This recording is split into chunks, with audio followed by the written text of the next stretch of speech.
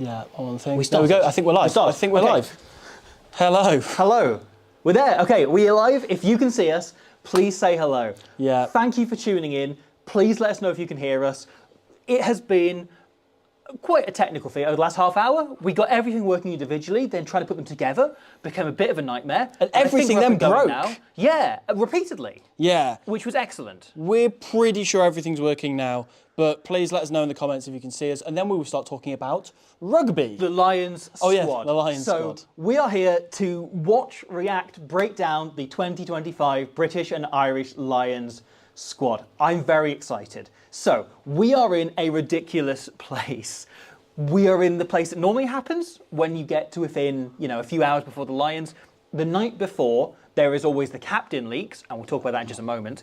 And then there's always a few other leaks that happen. There's always a few other things that come out. We've seen a few stories starting to emerge. We've seen some people saying that perhaps Owen Farrell's in, some people saying Elliot Daly's in, some people saying Henry Pollock's in, some people saying Finn Russell isn't in. No one knows anything, is the thing. Yeah. Last tour, we had a leaked squad came out, and then immediately in the first name that was announced in Bundy Archie, we realised, oh wait, that squad wasn't true. Yeah. Because the squad that was leaked was pretty much what everyone expected to happen. I believe that the audio is on mono at the moment, so it's in everyone's left ear at the moment. Cool. So give me one moment, you fill. One moment, I will fill. So there's a lot of possibilities that could happen, of course, with squads that are being leaked. The one thing that is coming out, I saw somebody saying that Elliot Daly is the one name that has been leaked. And the thing about that is I don't know why just Elliot Daly would be leaked. He probably doesn't know himself, because usually you get those videos of people watching the live stream themselves and not knowing whether or not they've been picked, which is a part of the fun. Is the audio fixed? I hope so. I hope so. Please let us know. This is all very new. Again, there's only two of us here, so we're having to hop on and out, in and out of shot, work things out as we're going. I apologise for any technical hiccups that are going on as we go. Please let us know if that has fixed the audio. That's sorted. Brilliant. Okay. Phew. Okay. We'll come to the next technical difficulty when we get there. Yeah. However, Sinbad isn't happy. We do have, before we get into the squad itself, and that's coming up very soon, the way we expect it to be announced is we have Lee McKenzie and Ugo Monye will be announcing the squad live in London. They say they're expecting, hoping for 2,000 fans. Tickets sold badly enough that they went down from £65 to free. Not £3, as in they were giving away £0. So it looks like they were really, really in demand at the time. Yeah. That is one of the exciting parts of this. The squad will be announced by Ian Evans. And then once we get into that, we will break down who is, who isn't in. We'll react. We'll go through the whole thing. We'll work everything out. Hopefully it'll be fun. Hopefully it'll be a good time. However, I think the place to start right now is it looks like Maro Itoje is going to be named captain. This always leaks a day early because they have a dinner the night before with a bunch of sponsors, and Itoje was there. Yeah. Of course, it's difficult to know whether or not he was initially the captain or that's a result of Caelan Doris's injury. Either way, what a brilliant appointment that is. Absolutely. Because we were discussing off air beforehand, Maro Itoje has quietly been seeping his way into the Lions legend book, and there's a lot of second rows who have been there. But he is, I believe, only the second player in the professional era who could reach 9 caps consecutive. Right? Alan Wynne-Jones did that before, and he has, the last 2 tours, started at every test and been outstanding. He was the player of the tour in 21. You highly anticipate he's going to be one of the senior players on this tour. And yeah, him as a captain is a great call, regardless of Caelan Doris's injury. I'm so backing it. He's a Lions legend, a modern day legend. One thing I do want to bring up, you mentioned he could work his way towards Alan Wynne-Jones' record in the professional era, 12 Lions caps in a row, which is unbelievable. 13 if you include that game against Japan, which I still believe they should, even though they don't, so maybe it's a moot point. However, there are a few Lions records that I think could change today, right? So one of them, there has been a Llanelli or Scarlets player on every Lions tour going back to 1981. There is a good chance that we see that fall today. Yeah. That we are left in a situation where, unless Blair Murray gets in, is probably the best shout. Yeah. Gareth Davis has a real outside chance. Sorry, Tame Plumtree. Yeah, Eddie James also a massively outside chance. But Alex Craig. If Blair Murray doesn't get in, that record could fall today. The record for the most players from one club to make a Lions tour was Munster in 2009. Had 9 players go in the initial squad, had plus John Ryan got called up later. The Ospreys also John Hayes, John Hayes, sorry. Not John Ryan, as much as I wish he was a Lion. John Hayes got called up later, so they ended up with 10 players in the touring party overall. That, I think, will probably change today. Yeah. I think we will see Leinster end up with more than 10 players in that squad. 10 players! Yeah. It's leaning that way, isn't it? And there have been a lot of comments saying that we're probably slightly overestimating how much Andy Farrell's going to lean on the Leinster system. But I think those are not coming from Irish fans. Yeah, that's it. If you look at the Irish squads that he's typically picked, he has gone very Leinster heavy, and he's gone for cohesion over necessarily performance. Absolutely. You know that there are players, including the whole Jack Crowley debate, but like you look at like Gavin Coombs, you look at John Hodnett, you look at even like a John Ryan, as you were mentioning earlier, that there are plenty of players who you would argue deserve a lot more Ireland caps, but instead he has always gone to favour. No, I'm going to pick Ryan Baird. Nick Timoney, you know. Yeah, pick Nick Timoney. I'm going to pick Jack Conan. I'm going to pick whoever, Sam Prendergast even. Because they know the system, because they play and they know each other. System right through from under 12s right through to now presumably Lions level, the highest level you can possibly reach, so that these players grow up knowing the system, knowing the game plan, and able to play and execute it perfectly. Yeah. And it's a really, really smart idea. And I think in order to get that game plan up and running in as short a period of time as he is going to lean on a lot of Leinster players. Yeah. Also, with that in mind, I think we should talk about the Caelan Doris injury. Yes. Because that's something we touched upon in the video that went up yesterday. But that has sprung upon us. As I say, it's the one thing that we all didn't want to happen because he's a world-class player. We don't yet know the exact details of it, the exact ramifications. What I would guess has happened with absolutely no inside info is they might keep him in the squad, but go, you'll only be able to play later on in the tour. Yeah. You'll recover midway through the tour, but he's a good enough player that they want to keep him around, and obviously he's a leadership figure as well. And so they've given the captaincy to Maro Itoje. What we do know is Andy Farrell and his team had an emergency selection meeting yesterday, which says to me that they were waiting as long as they could to hear on Caelan Doris, and whether that's as a captain or just as a player, they then had to make a decision around that. Yeah. Now, if Caelan Doris is out, that's a proper number 8 gone from your squad. Yeah. Jack Conan is the only player that we've named in our initial squad, not that that's going to be the correct one, who is a proper number 8.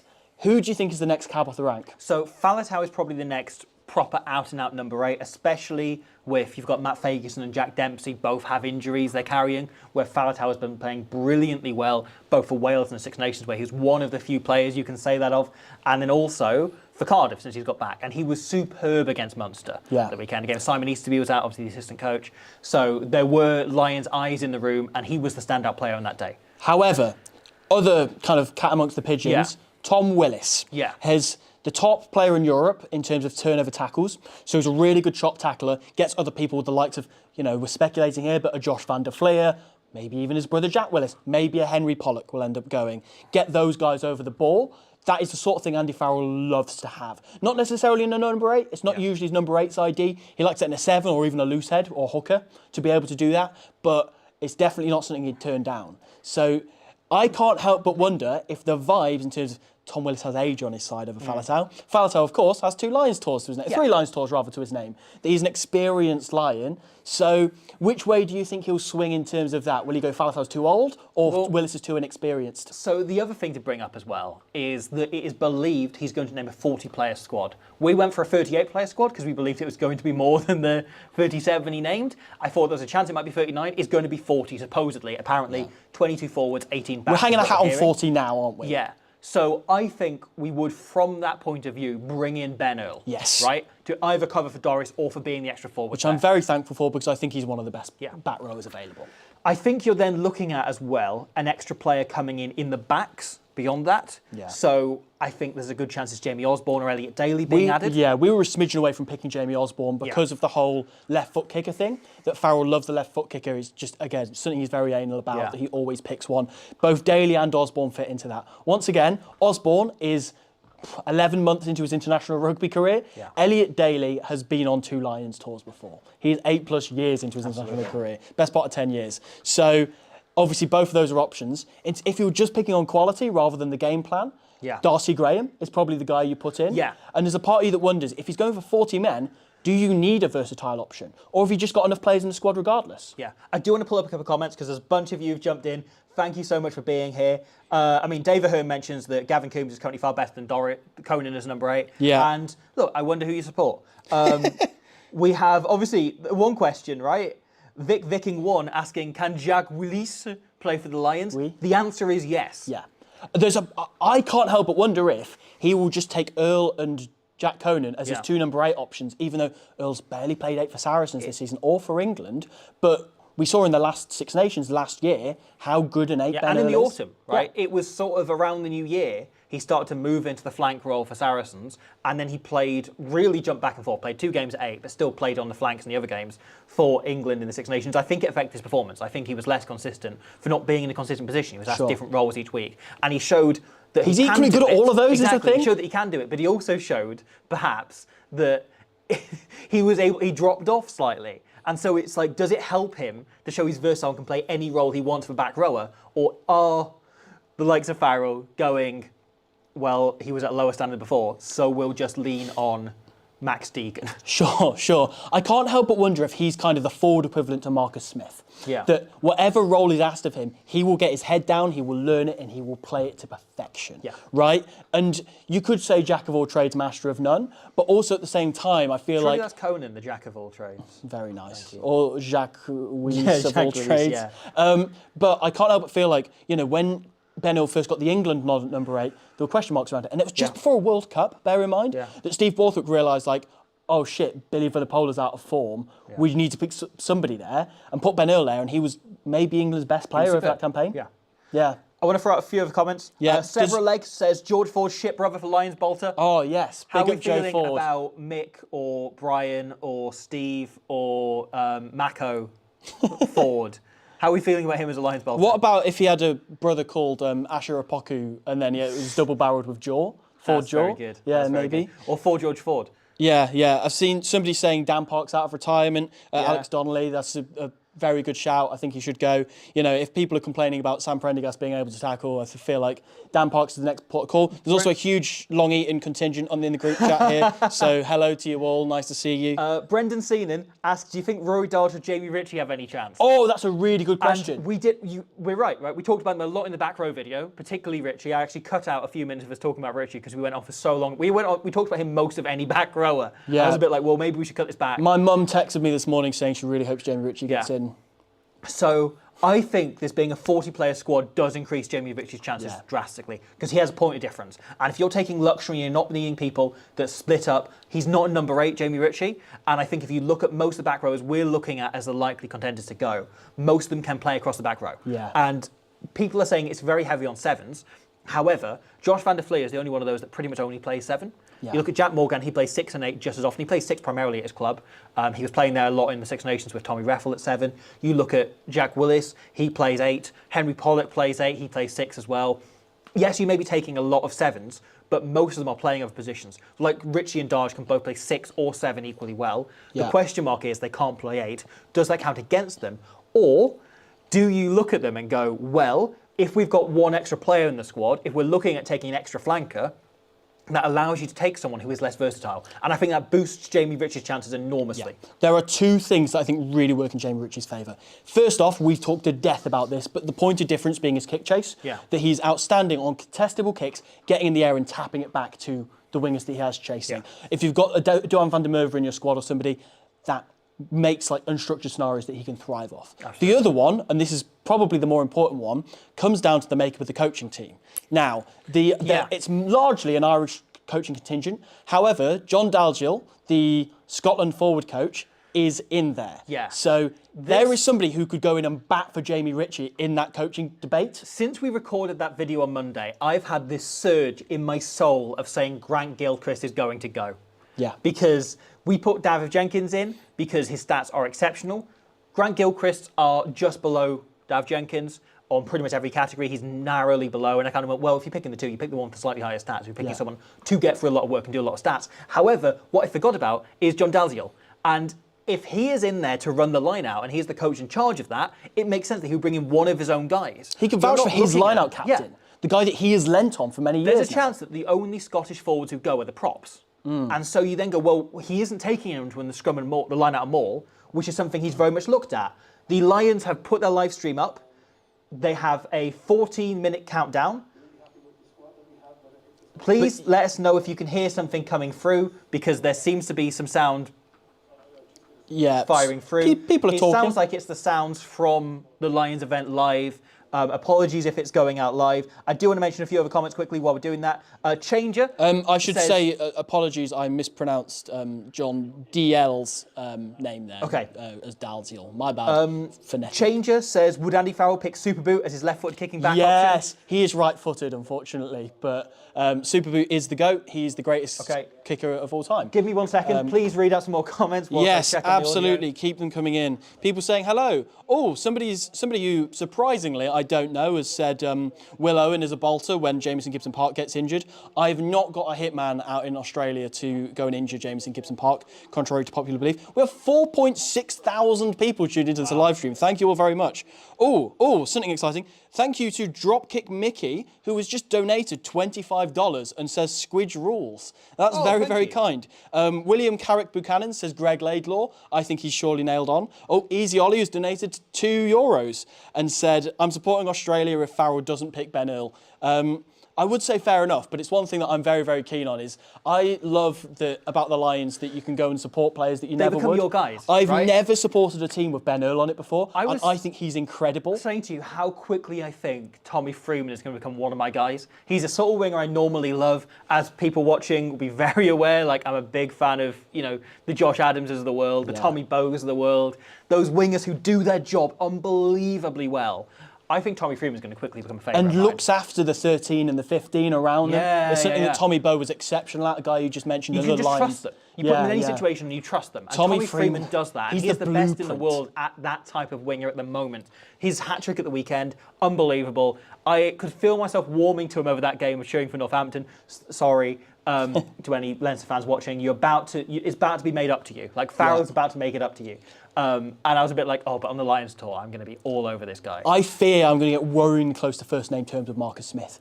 I already am. It's going to happen, and then I'm going to feel weird about it. Well, if both Smiths go, right? Yeah. Then you end up. You've got to. You can't just say go on Smith. Yeah. Also, that just sounds weird. That is true. You get on first name terms quicker with players called Jones and Williams, as we know very well as Welsh fans. Yeah, very true. I've seen a really good question here that says, if Farrell goes, does it mean Finn Smith misses out? Which I think is a fair question, because I think that they are two players who bring very similar things, and that's a compliment to Finn Smith. Once again, it's the exuberance versus experience debate, isn't it? And I feel like we've got so many 50-50s on this. We had the same thing with Courtney Laws and Ryan Baird that we were discussing the other day. Daly and Osborne. Players that are fighting for the same spot. I think Pollock and Willis still. I feel like in some of them, youth will win and some of them, experience will win. Yeah. I feel like it will be more or less 50-50 between all of those. And the thing is, we've tried to pin down a squad, and we are no doubt going to get all of those incorrect. Yeah. But hey-ho. Somebody suggested that Vitboy should go. Another Robbie has put €2 in to say Gavin Coombs bolter. I like it. Freddie Burns bolter coming in from Sam McKay. Kieran Hardy at 10 says Duncan Gledhill. And look, I think you've got a very good point. However, we will bring him up. Kieran Williams as a bolter. You just can't help yourself, can you? TMA Fitness brings up Greg Aldreet. He might be Scottish qualified. No one ever quite got to the bottom of that one. That is true. Oh, I'll tell you what. So the big bolter, and we were going to put this out for Patreons. Yes. Then we've got a hard drive at a repair shop, and the video is saved on that, and it's been taking 2 weeks. It was meant to go on for Patreons, but at number 8, so we each picked a 15 of bolters, exclusively of players that haven't played international rugby since the World Cup, or retired from international rugby. We both picked Johnny Matthews. Yes, we've got a name in there. Our work is done. End of live stream. However, I think the biggest bolter that I managed to shoehorn into mine was Hoskins Tutu, who's currently in the process of re-qualifying for England. So he'd be qualified in June, I think, for England. Maybe by the end of the tour, he could play by the third test. By the test. There's nothing stopping you playing for the Lions in an uncapped game. Yeah. If you're not qualified. Yeah, right. So do they need to geography 6 some Australian players? Get Antoine Dupont playing. Call up Fraser McWright. What if they called up Jean Klein? Because he's got Irish caps, and obviously he's played for South Africa since, but it's a loophole. I don't know if anything works you around that. But also, I don't know if there's anything that could stop you playing in a tour game. It's not a test. You could just call up Antoine Dupont pre-injury. I believe it's Hitchhiker's Pie, the name scrolled past, asks what position would the dog on the pitch get in if there were to be a bolter in this squad? What position are you putting him in? Very quickly. Outside centre. Interesting. Dan Cole says Mr. Green Giant. Will Hudson says Zammit shock return.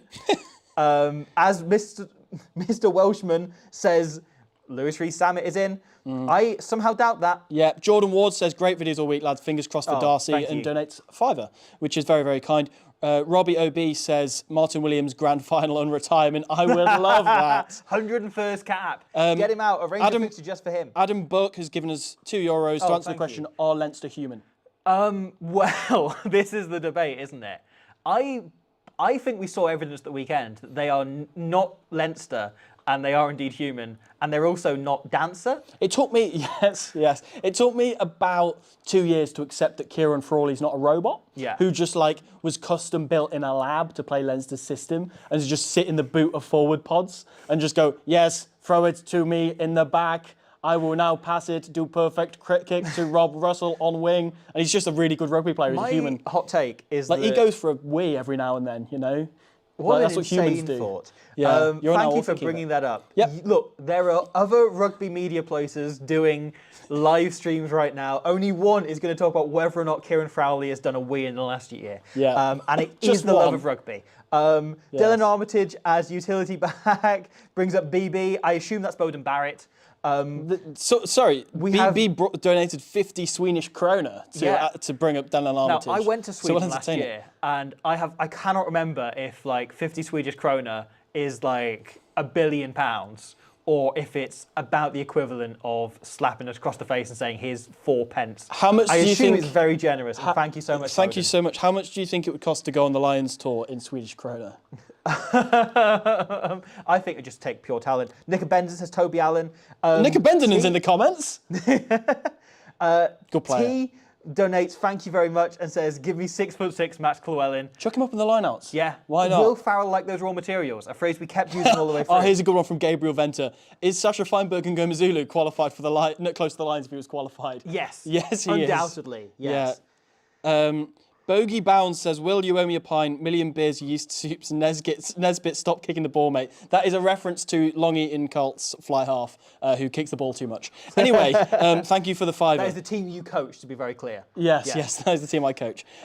Reece Patchell says Anton Jacques. I've seen a few people say Reece Patchell. Yeah, that is a great bolter. Cipriani's coming up repeatedly. Oh, it's Josh Hudson is just saying Cipriani repeatedly. The thing that we need to obviously remind ourselves, and this is like a disclaimer that I have to say, is that there doesn't have to be a bolter, but we did bring up the bolters 15 thing. You know what, seeing as that's not gone out, how much of that 15 can we remember? Oh God, we I've both got no put Johnny idea. Matthews I put Kieran in Williams in every position, I think. Yeah, okay, that's true. Justin Tipperick for Pope says low. This is an important point, right? So, if a player does not go, are they considered for the papacy?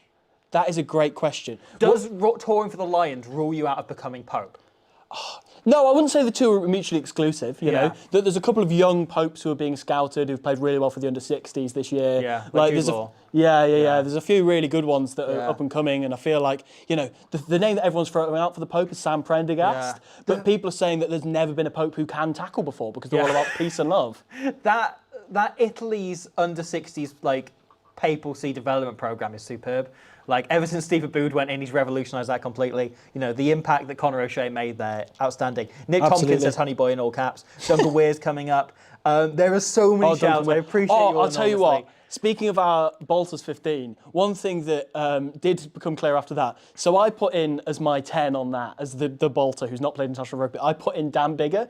However, never as a player who could potentially go on a Lions tour so vividly ruled himself out, because not only has he immediately accepted a job as a pundit for this. I know he's retiring from rugby at the end of the year and he's not playing for Wales, but technically, those players are qualified. Peter O'Mahony's retiring from rugby at the end of the, or at least retiring from Irish rugby. Yeah. Could still go. Gareth Davis, we mentioned, Owen Farrell's in the conversation, Courtney Laws, and so on, right? But also, Dan Biggar has accepted to play for the classic British and Irish 15 this summer. Against the classic Wallabies, who contains some outstanding names, like Matt Gitto's going to be playing. I'm so hoping that game's going to be televised. It's going to be a combination of guys like Dan Biggar, Matt Gitto, who very recently retired. Yeah. And then there's probably some lads from the 2001 tour that are going to be back out. It's going to be enormous fun to watch. Yeah. I really hope they stream it. I think Jason Robinson might be in the team. We need to talk about this. This is one of the items. We had a loose agenda, then you've all been so lovely that we just got caught up in it.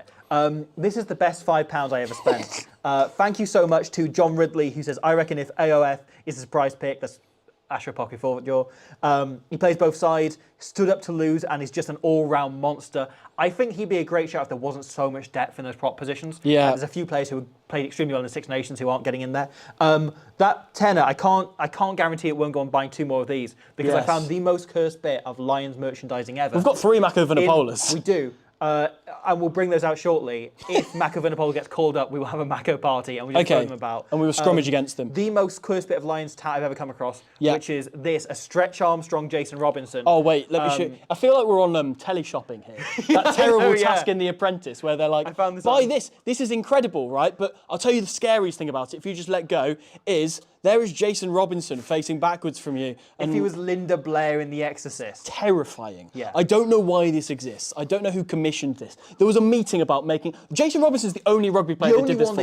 In his Lions shirt. We couldn't find any proof of any others happening. So strange. That's the most cursed bit of Lions huge that we have. Hello to Rian Lowe, tip, our friend, other YouTube channel. His channel's amazing. Go and check it out. Rian donates 35 South African rupees and says, Farrell, Tuapolotu and Earl midfield, please, for the Emperor.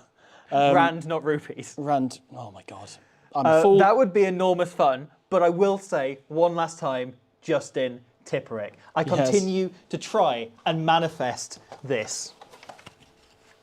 So, Justin Tipperick I'm hoping for. That'd be the player who makes me most glad. Who would it be for you? Who stands out to you as a player that you'd be just very pleased to see? The player who I'd be most relieved to see in the squad would be Sione Tuapolotu. Yes. He's the player who I'm most kind of nervous about. Yeah. That if I see his name up there, because he's one of the best players available. And I mean, I consider Scotland my second team. I have done since I started watching. Certainly my second tier 1 team. I think Canada and Namibia are up there as second teams for me as well.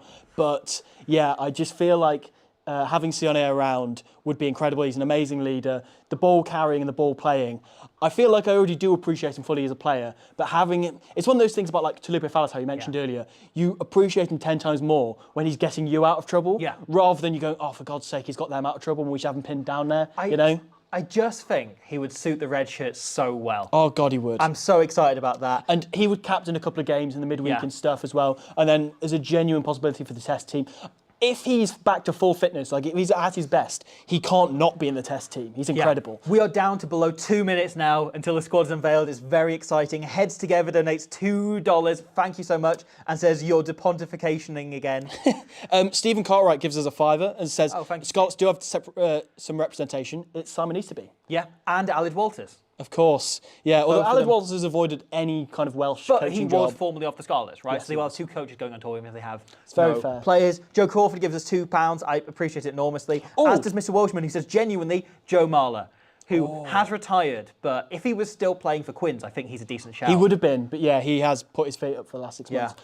Hit us with the scrum half statistics that you had earlier. This is one of the other stats that I want to keep an eye on. If Thomas Williams goes, he will continue my favourite Lions stat. I've got a favourite World Cup stat, favourite Lions stats I bring up every tour or every World Cup. We'll cover our World Cup one if the squad is really dull and it is just Ian Evans reading out the Leinster squad. We are into the last minute. However, if Thomas Williams goes, he will continue one of the proudest traditions in the history of the British and Irish Lions, which is that there has been a Welsh scrum half on every Lions tour going back to 1954, which is an extraordinary statistic.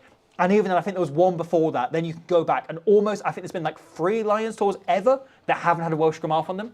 That is incredible, isn't it? That you're looking at, you know, how many great Welsh Nines have worn that shirt. You're looking at the Rob Joneses, the Rob Howleys, the Gareth Edwardses. Like, I really hope that just never ends. And I don't just mean that because there are not many hopes of Welsh players going, but genuinely, I do not care if only one Welsh player goes, and it's, you know, Jack Morgan or whoever. Very quickly, Robbie 0B donates €5 and says, come sometime to Ireland-England Legends game sometime. Only place you can see Matt Galway running an 80-metre try, then immediately sit on the bench for the tee. Now, I'm going to go and turn on the sound on the thing over there. Let me know if you can hear it okay. We want you to be able to hear the squad as it's announced.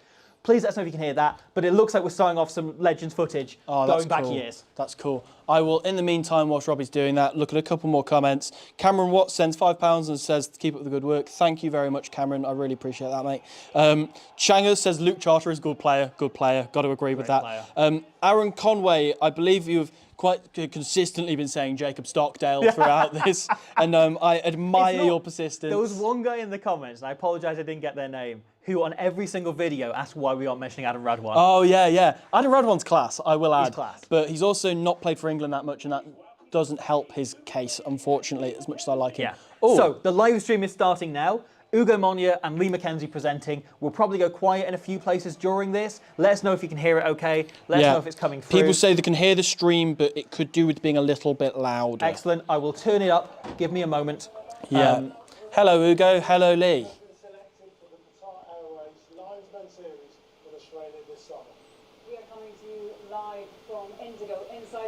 Let us know once that's turned up. That is turned up now. That's turned up. Is that any better, chat? Over the next hour, Lions head coach Andy Farrell and chairman Is that as loud as it goes? going to join us on this It might be. It might be. It might be. Is that still too unloud? And also, that's now covering my face, covering our faces. Cool. Oh, yeah. Apologies for that. Subtitles on. That's a great shout from the chat. That's a great shout. Okay. Thank you to Bunsen Honeydew for suggesting that. Bunsen Honeydew, you have a good chance of getting in the squad. It's a It great is not name. letting us put the subtitles on. Is it not? No. Says we could put a mic next to it. Is that a possibility? Bear with us. Showbiz, live showbiz, could never go right first time round. Thankfully, they're not actually announcing the squad yet. They're just doing the formalities. If the last tour's announcement's anything to go by, I can recall just everyone going like, come on, get on with it for 45, 50 minutes. Yeah. Until eventually Alan Wynne-Jones came up as a hologram and got announced as the captain and got interviewed in a single camera shot because they couldn't change it because he wasn't actually there. It was probably pre-recorded? I don't know. I'm going to try the microphone next to it. I'm going to hope it doesn't get too cursed. Okay. So let me know if that is any better. Yeah. It might be awful. I apologise. If not, we can go back to as we were. Apparently, maybe our voices are too loud rather than... I'll tweak all of this. Apologies again. This is the problem of having a two-person team. Yeah. Is you end up with... And only one of that team being competent with technology. The other one just likes rugby. I love rugby. Hey Nelly, how are you? Is that any better balanced now? Do we have any idea who this dude they're interviewing is? Any idea who this is? Nelly. Oh, Nelly. Nelly, a mural painter. He painted a mural, did Nelly? Is he the And captain then? He's an elephant that went to town. Right, so I thought Maro Itoje was going to be the Right. captain, but it's Nelly the mural They are painter. properly padding. They said squad at 2. I think it might be half past. No, it's a bloke who painted the lion. Oh, there he is. There's our boy. The volume good, I'm hearing now. Are we okay? Please keep telling us that's better. That's better, Is what okay, it's saying. okay, That's okay. way better. Can it get better Thank you. or are you happy? I don't think much better people are saying.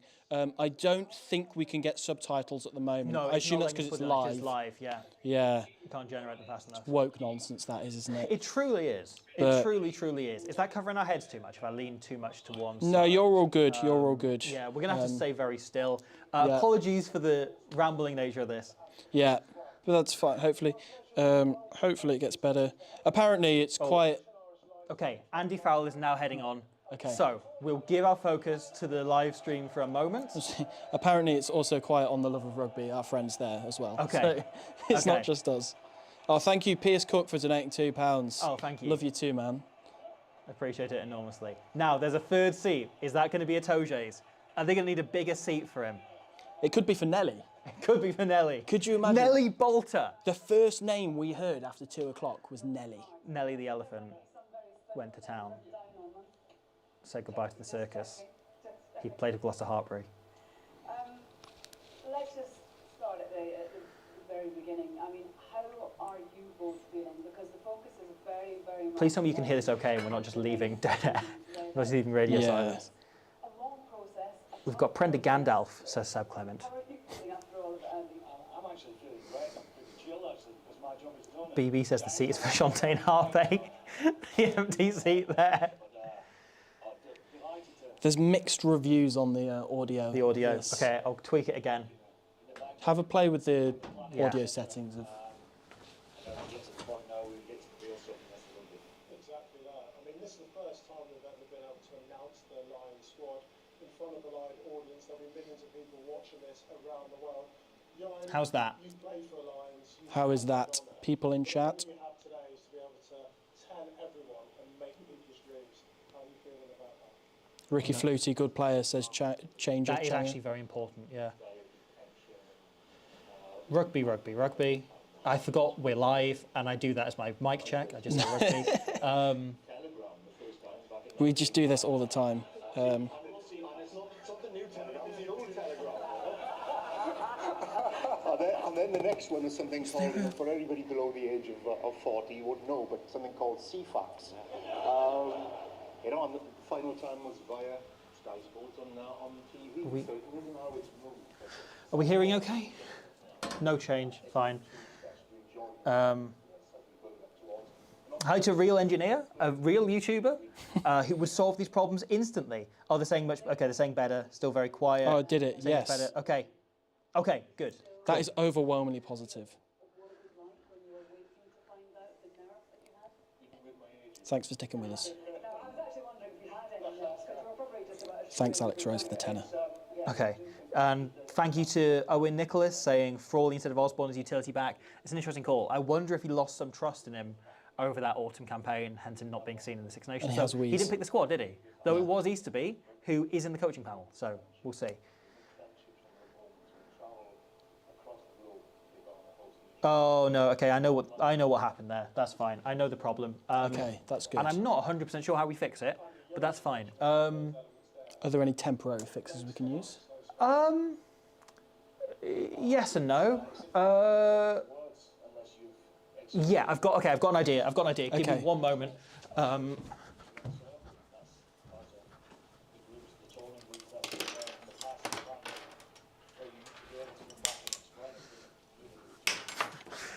I'm sorry about this.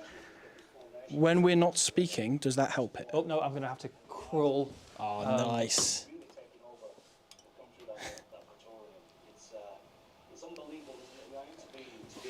Oh, Robbie, apparently when your mic is by the speaker, it's Yeah. good.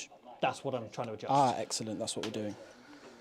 Right, I will stay quiet for the time being. Just comes in on a Thursday and takes over whatever city is power in that, of who you're fighting for, and then cooking that bond becomes united is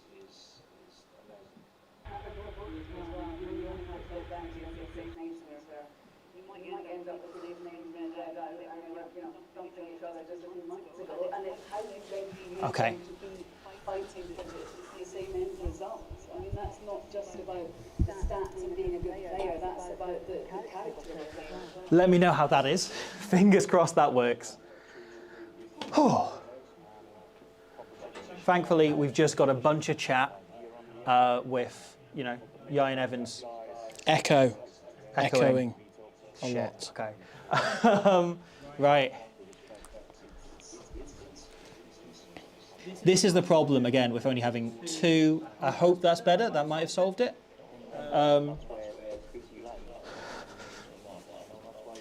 It would have been useful if we could be running off one laptop, but instead it's a whole ordeal.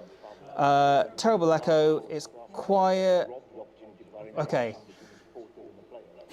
The Dark Lord says, Vip boy for Bolter if he marries me before the tour. Get in the queue, mate. Okay. We are coming up quickly towards the touring moment. I feel like they're going to stretch this out for as long as possible. Yeah. Okay, this is sorted, lads. Better now people are... Rion Lowe says, is audio needed? There'll just be pictures of the players. Andy, Okay. what does it take to be a Lions captain? Evan Byrne asks... Oh, okay, so this is the captain coming up then. Right. What?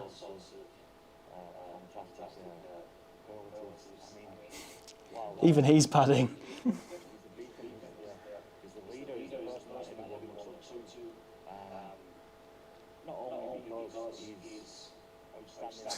Matthew Griffith says £2 towards some new audio equipment.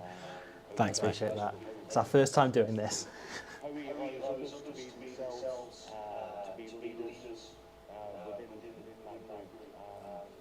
I'm told things like this, test the best of your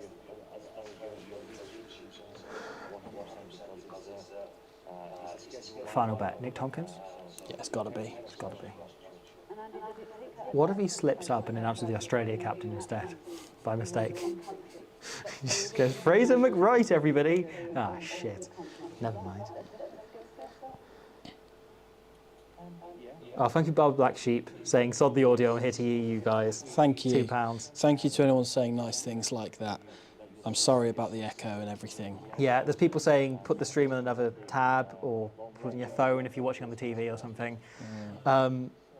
That might be it. Before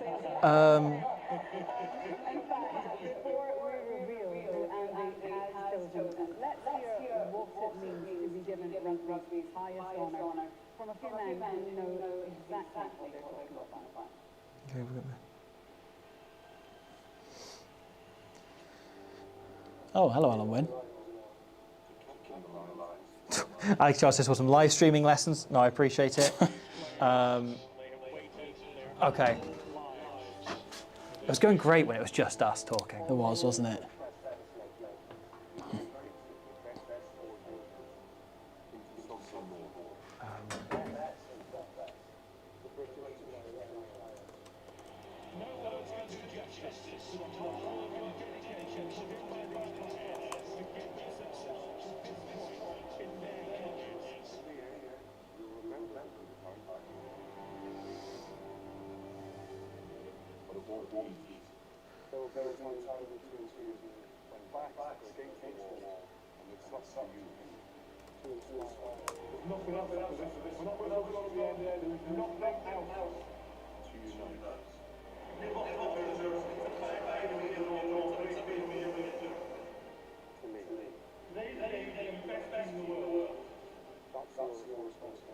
Gavin Henson got in.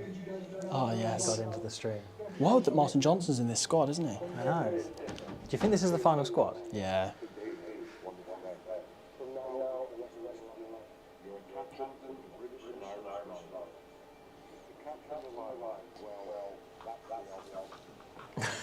You can sound more convinced, Gavin. Oh, I guess it's the ultimate, probably. Here he comes. Tompkins.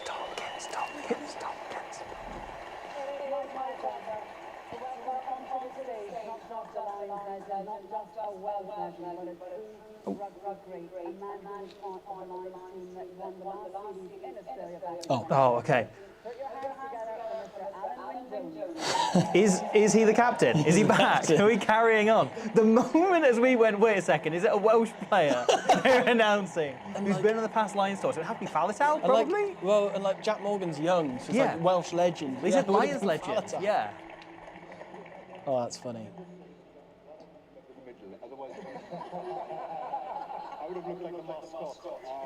Okay, the chair ultimately wasn't for Superboot. Oh, It wasn't no. for Nick Tompkins.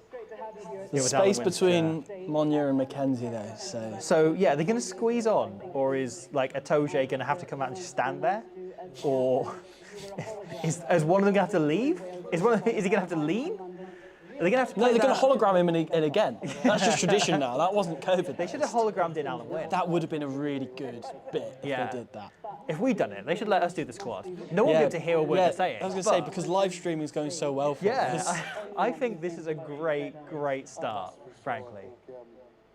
For some it's a life work, some it's a career's work to that point.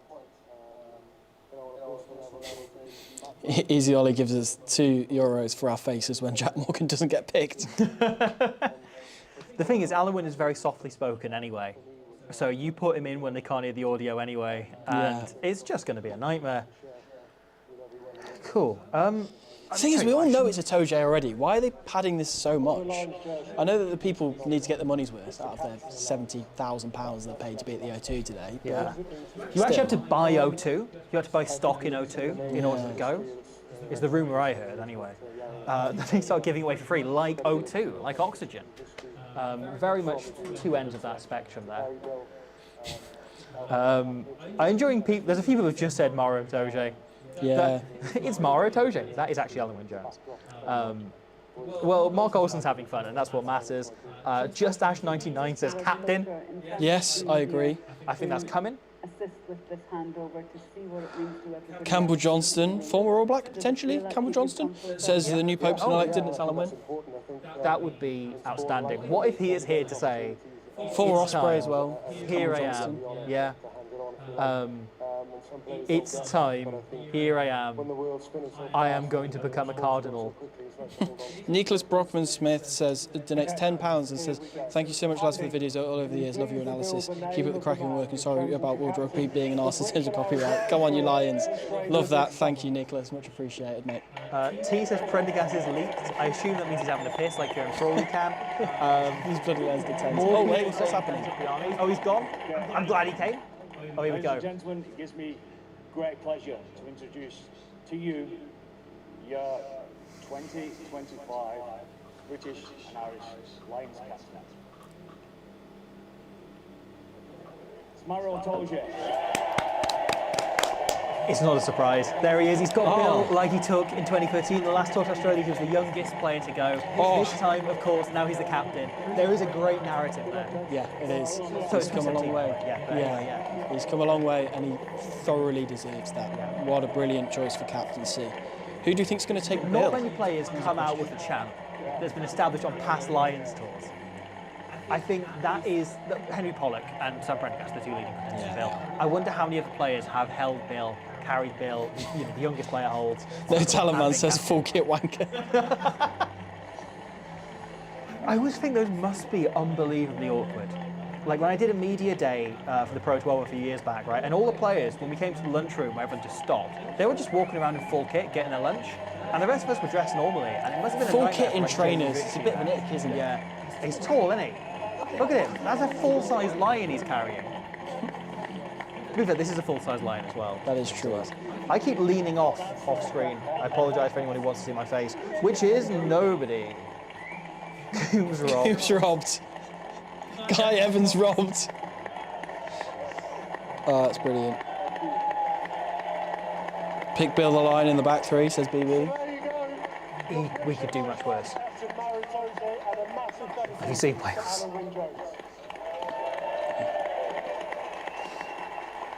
Alan Wynne just had to stand there for a bit. Wait, who's disappeared? Alan Wynne Jones. Oh. What does this moment, what does being the British and Irish Lions captain mean? Thank you, Conor Feenley, for the €10. It's hard to articulate, really. It's tremendous. Easy Ollie says, Tremendous. captain, legend, leader. Stephen Myler robbed, says Mighty. Who've held this position before, and it's remarkable. So it's an honour, and I'll do my very best to make sure I can contribute to a successful tour. How and when? That was such a chat GPT response, wasn't it? Well, the other thing I think is worth mentioning as well, you'll probably come from the moment, he's the first ever non-white full-time Lions captain. That's cool. Which is, yeah, really cool. I don't have many Irish people calling me, so I didn't have his number saved either, so I was getting shit. So I picked it up. I had a Wigan accent, like, hey, my kind of put two and two together. So yeah, it was also kind of a bit niggly because the signal was quite bad. They're going to promote O2. I'd phoned his head coach at Saracens up, Mark McCall, to try and find out when training was finished, when he was going to be on his own, because it's important that they're able to savour it, have a moment on their own, instead of being a training enterprise, etc. So I found out when he was going to... Matthew says, has Piers Morgan had a heart attack yet? 3 o'clock. We're hanging on. At the airport. So I rang Maro, he said hello, and I said, Maro, it's Andy Farrell, can you hear me? You go, yeah, I can hear. And he started cracking up, blah, blah, blah. And I couldn't get the words out because he couldn't hear. Anyway, I put the phone down. So, They're about to start trash talking Tesco Mobile or something, aren't they?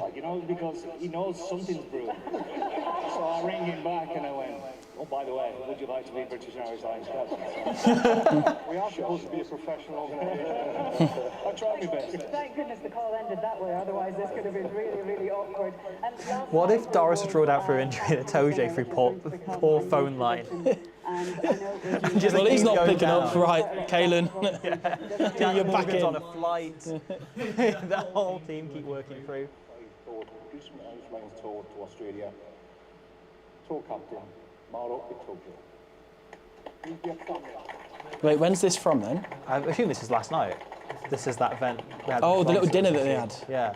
Maro, you love the history of this sport. You appreciate what all of this means. You were the youngest player. You were Caleb McFarland makes a very valid point. He looks uncomfortable. He's outside his natural element of competing illegally at the breakdown. I know you sort of struggled to put it into He words, can't but compete Oh, he's sat illegally a little on bit this stage. awkwardly there, isn't he? He's Yeah, not he's sure. too long. He's too long for a normal chair, and they've got him a normal chair. They've got to think about the fact these are professional rugby players are bringing in. They've put Alan Wynne-Jones and Maro Itoje in the same seat and just gone, get on with it, lads. You're long as hell. It's a brotherhood, it's a unique club, and to spend time with them, for them to show Michael Backman saying this press conference could have been an email. I think it could have so far. However, what an email it'll be in 10 minutes' time Oh, yes. when they begin by saying, Ryan Baird. 40, 30 years ago, and you can see the passion, you can see the pride in the way they talk about it. Yeah, the way they moment for the pearl necklace as well. so Yeah. it's absolutely And the earring. Yeah. Yeah. It's very stylish. Yeah, and there's something of him that he's very proud of, you know, bringing his heritage, bringing his Nigerian heritage into this role as British Irish Lions captain. Very cool. And I think there's a bit of a statement there as well that I really appreciate. 100%. Caelan Doris wouldn't have given you. Imagine Caelan Doris came out and was like, I'm so proud to be from Zimbabwe. Ask you to do the same. Don't go anywhere, because after the break, we'll be revealing Oh, there's a break. to the British and Irish. Okay, cool, right, okay. And his team has chosen to Australia this summer. We'll be back in a couple of minutes. So, right, we have a moment. We have a moment's pause, then we'll see the squad. Yeah. Something we have done, and we'll pick up on this in a moment, is I have been through basically every player we have in contention, written them in a notebook in alphabetical order. The squad is going to be announced, I believe, forwards first in alphabetical order, then backs. Yeah. One of the things this leads to you knowing is some players not being in before you get to the end of the squad, or you get through all the players in their position, right? So, for example, if the first name read out is Ollie Chesham, we know that Tyke Byrne isn't going, we know that Adam Beard isn't going, we know that Ryan Baird isn't going, etc. So in that case, we can cover that in that moment. Yeah. Like we can bring those up and say who isn't in Jump as well down as the who list. is in. Yeah, And keep yeah. looking at that. Yeah. So, in terms of big name exclusions, is there anyone your gut is saying will be out? You know what? So since we recorded all of those Yeah. before, I've got a bad feeling about Sam Prendergast missing Yeah. out all of a sudden.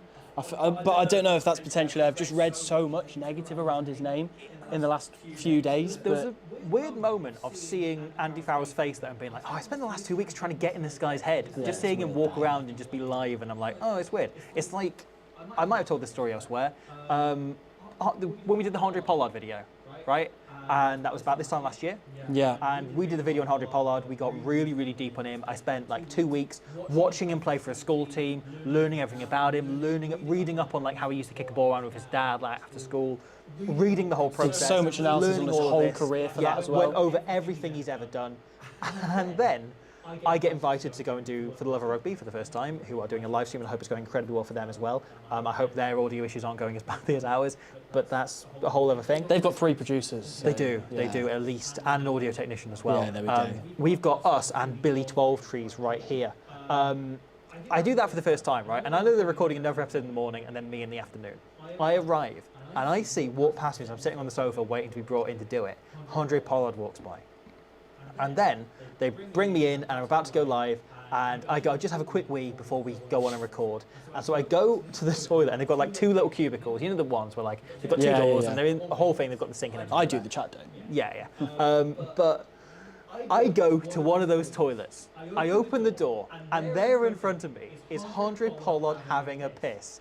I have spent the last 2 weeks learning everything there is to know about this guy, learning this guy's childhood, learning every fact about him, and then he goes, oh, sorry, oh. And I go, oh God, I'm so sorry, close the door, go in the next one.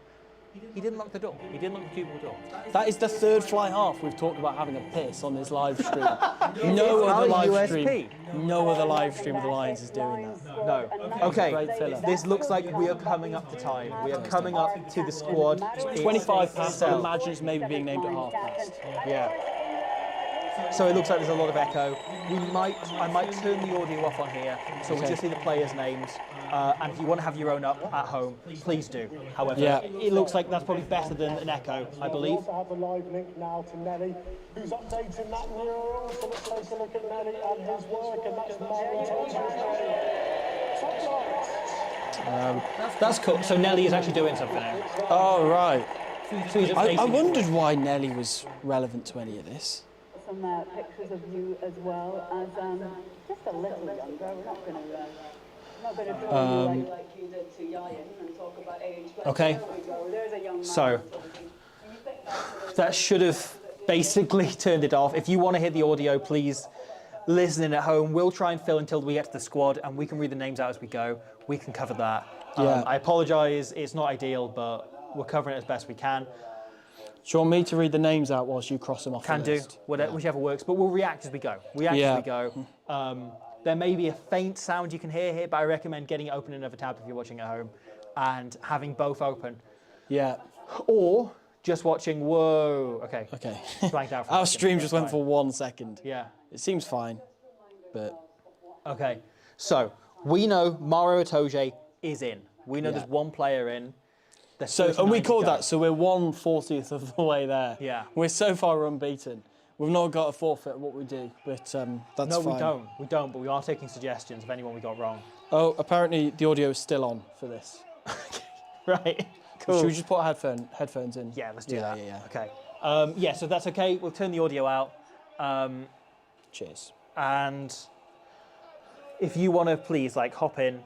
Yeah, feel free to get that up in another tab if you want that audio. Or I can say all the names of the players as they come up if you want to just stay on this I'm tab. so sorry about the process of this. People seem more chill now about it. We have 4.8 thousand people tuned in. That's amazing. How cool is that? Thank you so much for everyone Especially listening. because we have touched on there are other good places who are doing similar things to us. Yeah. So, yeah, that audio will have cut out on there, so it's now coming into our ears. Can you hear it? Yes, Okay. I can hear it. Okay, I can't. But that's fine. Yeah. Okay. Oh, apparently the audio was completely fine just a minute ago, just before. That's because I'm standing right next to the thing. I'm out of Oh, shot. yeah. Okay. Yeah. I'm going to shrink that ever so slightly. Oh no, the whole chat is saying leave the sound on. Leave the sound on. Yeah. Cool. Okay. Okay. By popular vote. Can you take out the? Yeah. Thank you. By popular vote, well, we I will leave apologise. the audio back on. Thank you for your communication, chat. It is much appreciated. Whilst we figure this one Okay. out. Well, that's just turned itself off now. The whole thing. Oh, it's paused. Paused. Okay. Andy, Sorry about that. history made back in 2013, but in I will skip Is this forward. up to live? Yeah. I will skip forward to live Excellent. because I believe the squad will be named at half past, and Okay, apparently the sound was fine for the last few minutes. okay. Okay, we will leave the audio now. We will just leave it as it is. We're just going to stay here and hope that everything remains Okay. fine. It cut out a couple of times for us. We're okay. Okay, Oh, Sinbad's taken a fall. fine. Okay, so we are getting very, very close now. We are getting right up to the moment. I'm starting to get nervous. Obviously, one of the outstanding things about the Lions is that the players themselves don't know. Yeah. The only person that knows in advance is the captain. So But he doesn't know Itoje- the rest of the squad, does he? No, he doesn't. He knows he's in. No one else knows. Yeah. So that's an exciting thing. There'll be some clubs that will be watching it in their clubhouse. Some will still be training. I know the Scarlets are currently on a flight, so they Oh, might wow. not see it at all if Blair Murray is in. Wow. The Ospreys are on a bus back from the captain's run. So there's a bunch of clubs in different circumstances. Some of them won't be training. I know Richard Cockrell used to like his players to be training during the squad announcement so they weren't thinking about it elsewhere Yeah. or they could kind of Yeah. focus. There's all sorts of options there. Yeah. I remember the one on the last tour when they had the whole Gloucester squad sat in checking. Do you want to look at that? The whole Gloucester squad sat in checking the announcement themselves, and they had Chris Harris and Lewis Rees-Zammit both getting absolutely piled on by by all their teammates. Oh shit!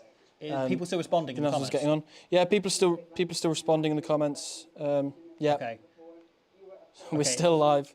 We're still live. We're still live. We're still live. That's fine. Okay. Right. That seems fine now. Okay. So that was Sure our YouTube's end. not retaining enough video to maintain motions. It's that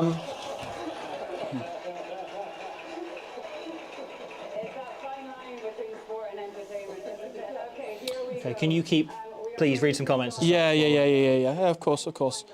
Pascal Jacobs says, will Simba be backs or forwards? Now, his name is Sinbad. He's named after James Simpson Daniel. His nickname was Sinbad. He is a Gloucester supporting Lion, but we thought in our Lion setup we would have a Lion. Oh, it looks like Johan Evans is about to go and name the squad. We also have Wallaby representation for the sake of fairness. Right. We're just going to go with this. We'll go with this. Here we are, as it stands. Okay, it's time. Of the British and Irish Lions to announce the forwards for the 2025 tour to Australia. Forwards. Ty Burn.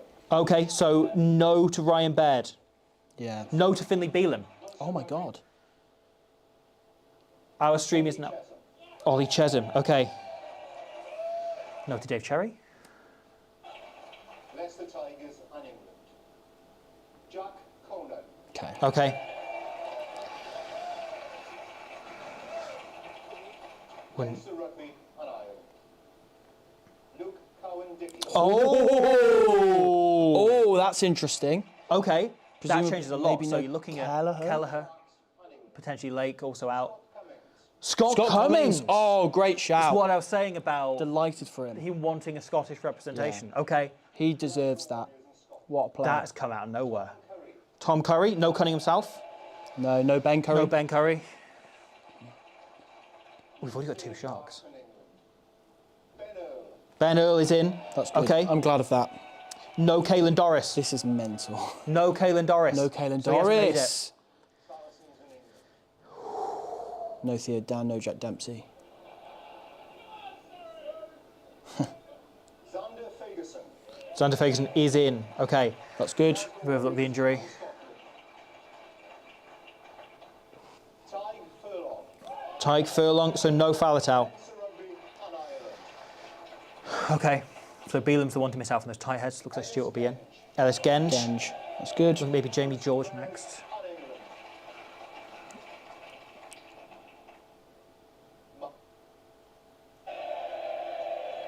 England. Maro Toje. So no Jamie George. So we're looking at Lake, So no Keller Kean could be Healy in. either. Ronan Kelleher, okay. Right, no So Dav Jenkins. no Dav Jenkins. Dewi Lake will be next if he's in. Leinster Rugby and Ireland. He won't be. McCarthy. Joe McCarthy, okay. So no Courtney Laws. No Courtney Laws. Jack Morgan. There we go. We have a Welsh player going. Come on. Yes, there's our boy. Oh, what a I'm guy. delighted for him. I'm so pleased. I love bloody him so deserves that. much. Oh, it's happened. They did it. They reached that far. No Peter That's a Amani. popular one in the O2 Henry as well. Pollock's going. He'll be carrying Bill. Wow. Wow. Okay. That's a popular pick. There we go. Right. Okay. Yeah. Good He's man. brought energy into the room, hasn't he, Pollock? Wow. James Ryan. Oh my good God. I was saying this. You were saying I this just the whole felt time. like he was going to go. I thought Jenkins over Ryan. Yeah. On my head bit. Pierce Schumann's in. Okay. It's good. Dan Sheehan presumably coming up next. Dan Sheehan. Yeah. No Jamie Ritchie. No Jamie Jamie Ritchie. Ritchie's out. Sorry to our mother and to his mother. Oh, that's so sad. Will Stewart. Yeah. Okay. No Nicky Smith. Well deserved. Tifferick could be coming up next. De Vlier. Leinster Josh van der Vlier. Okay. No Sam Hill. No Justin Tifferick. No Chris Shunza. Now, is Jack Willis in, or is that a lot? So there you have That's Okay, it. No Jack Willis. So as we were saying, I think that final spot was between Pollock and Willis, Yeah. and Pollock's performance at the weekend edged it. He snuck in. That's huge. Bloody hell, that's mental. It's a form pick. It is. It is. There we go, yeah. The Ugo Monye's just big addressed surprise shout is Scott Cummings. That is a That great is the one surprise. that's come most out of nowhere. Because we had him a little bit further down the pecking order. Obviously, James I would Ryan. say, and- like, I've been feeling Grant Gilchrist, but Scott Cummings getting in instead. Outstanding. Right, the backs. Here we go. Bundy Aki. There we go. Henry Arundel. I'm joking. Rugby and Ireland. Okay. Elliot Daly. Elliot Daly is in. Wow. Okay, that takes Osborne out of contention. Yeah, I yeah, presume. no to Osborne, surely. No Jack Crowley. No, Jack Crowley. Saracens of England. Tommy Freeman. Tommy Freeman. No Owen Okay. Farrell, no George Ford, No Faye Waboso, who declared himself suddenly fit again this morning. no Fraser Dingwall. No George Ford. Jamison Gibson Park. Fair enough. No George Furbank. Ooh. Reed Arse, yes or no? This is exciting. Okay. Darson Hanson next. I hope he looks better before we get on tour. Mark Hansen. Okay. Mark Hanson. Feel for Darcy Graham Yeah. there. No, Hanson was He's always been on getting in. He great form. fits what he Of course wants he was. so well. Still feel for him. Glasgow Warriors. Hugh Jones. Okay. That's No brilliant Robbie news. Henshaw. That's Right. the first huge exclusion, I think. Daly's snuck in over him for Yeah. utility. Hugo Keenan. Okay. No Tom Jordan. Could be looking at Kinghorn next. Henshaw's a big miss. That's a there. huge omission. Okay. I presume James Lowe next. We could see Max Llewellyn. Star Toulouse and Scotland. James Lowe. Yeah. Next to Rugby and Ireland. Now, we have the scrum half category up next because Alex Mitchell and Conor Murray could be lined up. Mitchell Alex Mitchell, there he Okay. is. Fair play. and England. Oh, Rose. Gary Ringrose. Next to Rugby. No Prendergast. No Prendergast. Okay. No We Jamie were Osborne. Completely wrong on that. Yeah. Finn Russell. Finn Russell is in. Come on. Finn is alive and well. Bath Rugby and Scotland. Okay. Now the Smiths could be next. Finn Smith. Okay. Now there's only 210 so far. Is he going to take Marcus as well? I think so. Surely. Vincent and England. Fair play, Finn Smith. Yeah. Yes. Okay. Double Smiths. Okay. Oh, I'm delighted for Finn Smith. Yeah. He snuck in there in the last few months. He's been brilliant. He deserves it. Sione Tui Yes! Come on! Oh, I'm so glad. Oh, I'm so mate, glad he I'm got so in. relieved. That's great. Tuolangi's out though. Okay. Yeah. Took the other risk good. there. Now, is Thomas Williams going to keep that record? Or is He's it going to only be got Ben two White? scrum halves. Oh, it's Ben White. Thomas Williams. Okay. Thomas, okay. The record stands. There's been a Welsh scrum half on every Lions tour since 1954, and that will live to fight for another 4 years. Okay. We have our squad. Oh, We that's have the headlines. outstanding. 2 Welsh players, Thomas Williams and Jack Morgan. Yeah. We have the big surprise, I think, is Scott Cummings getting in. Yeah. In terms of big name exclusions, Prendergast didn't get in, as we were saying. We just could, we just felt like he was going to take. I think he has actually picked the 3 best 10s that are available Yeah. there. I just thought Prendergast, in terms of the system, and perhaps we have overstated the importance of I the think, system. Yeah, and a few people were saying that in the comments of like Which is 24 fair. hours really building on it. And I Yeah. think what we did is we tried to look at Farrell's history, right? And we tried to build it on that. We've got quite a few players wrong. I think there's like the spirit of everything. I think we're right to have that kind of reconsideration of Finn Russell. Yes, yeah. I'm glad. I'm glad. We did Robbie that. Henshaw missing out is the really interesting one. That's the exclusion I'm most fascinated That's by. the huge one in the backs, isn't it? I am- So centres wise, he's got Tuipulotu, Hugh Jones, Ringrose, Daly, Freeman and can cover there. Archie. Right. So he's got a lot of cover in the centres. No Owen Farrell. as a lot of people Tuipulotu were- could play this weekend, so that's in contention there as well. You've got a few options. Yeah. Oh, I'm so glad Sione Tuipulotu's made it, even though he's not played any rugby since January. He just really deserves that. And I imagine, that says to me that Farrell's had his sights set on him for a couple of years now, that potentially he's gone like, I can structure my whole attack around him. We will do further analysis on the specifics of what we mean by that, but I have some ideas already of how that means they're going to play, especially because they've picked Finn Russell in as a 10 as well. That is great. Our roadmap here is we will continue hanging out here for a bit longer. We'll then hop on and try and break down the squad, look at what it means, look at who's going, look at everything else. And then we are going to do an analysis piece on this squad, on how we expect them to play, on what this changes about how they're going to run that system. Yeah. Because I think the absence of Prendergast or any Irish fly half is fascinating in that regard. Yeah. Whilst we talk about this, keep telling us in the comments what you think of this squad. Who are your big inclusions, your big omissions for yourself? The other big in is Luke Cowan-Dickie. Yes. I didn't expect that. A lot of us were saying Jamie George, Dewi Lake as the other hookers. We did bring up that Cowan-Dickie might fit the mould of what he wants. Once again, that will be the chop tackle. Yeah. That will be, He fits the mould defensively so well. 100%, that he wants somebody who can set up tackles to get other people over the ball. Yeah. Cowan-Dickie is 100% that. He's not much of a jackal threat himself, but obviously you have a lot who are in there. You're looking at the likes of, Josh van der Fleer is in there. Yeah. No Caelan Doris. Obviously Jack Conan has made it in there. Jack Morgan, huge jackal threat.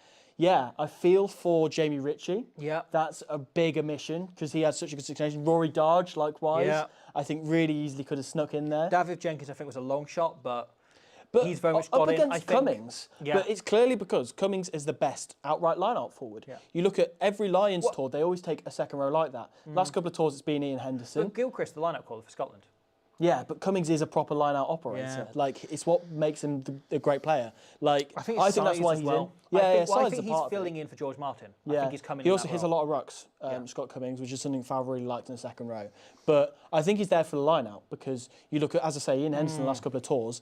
In 2013, Jeff Parling was not as good a player as Paul O'Connell, Alan Wynne-Jones and so on, but he was winning the most line-outs on tour and he got into the test team off the back of it. Yeah. So, like, it's a fail-safe Adam having Beard 4 Scott years Cummings. ago, Yeah. Having Scott Cummings is a fail-safe. Like, George it can't Cruz, go too wrong. It's a fairly safe squad, I think.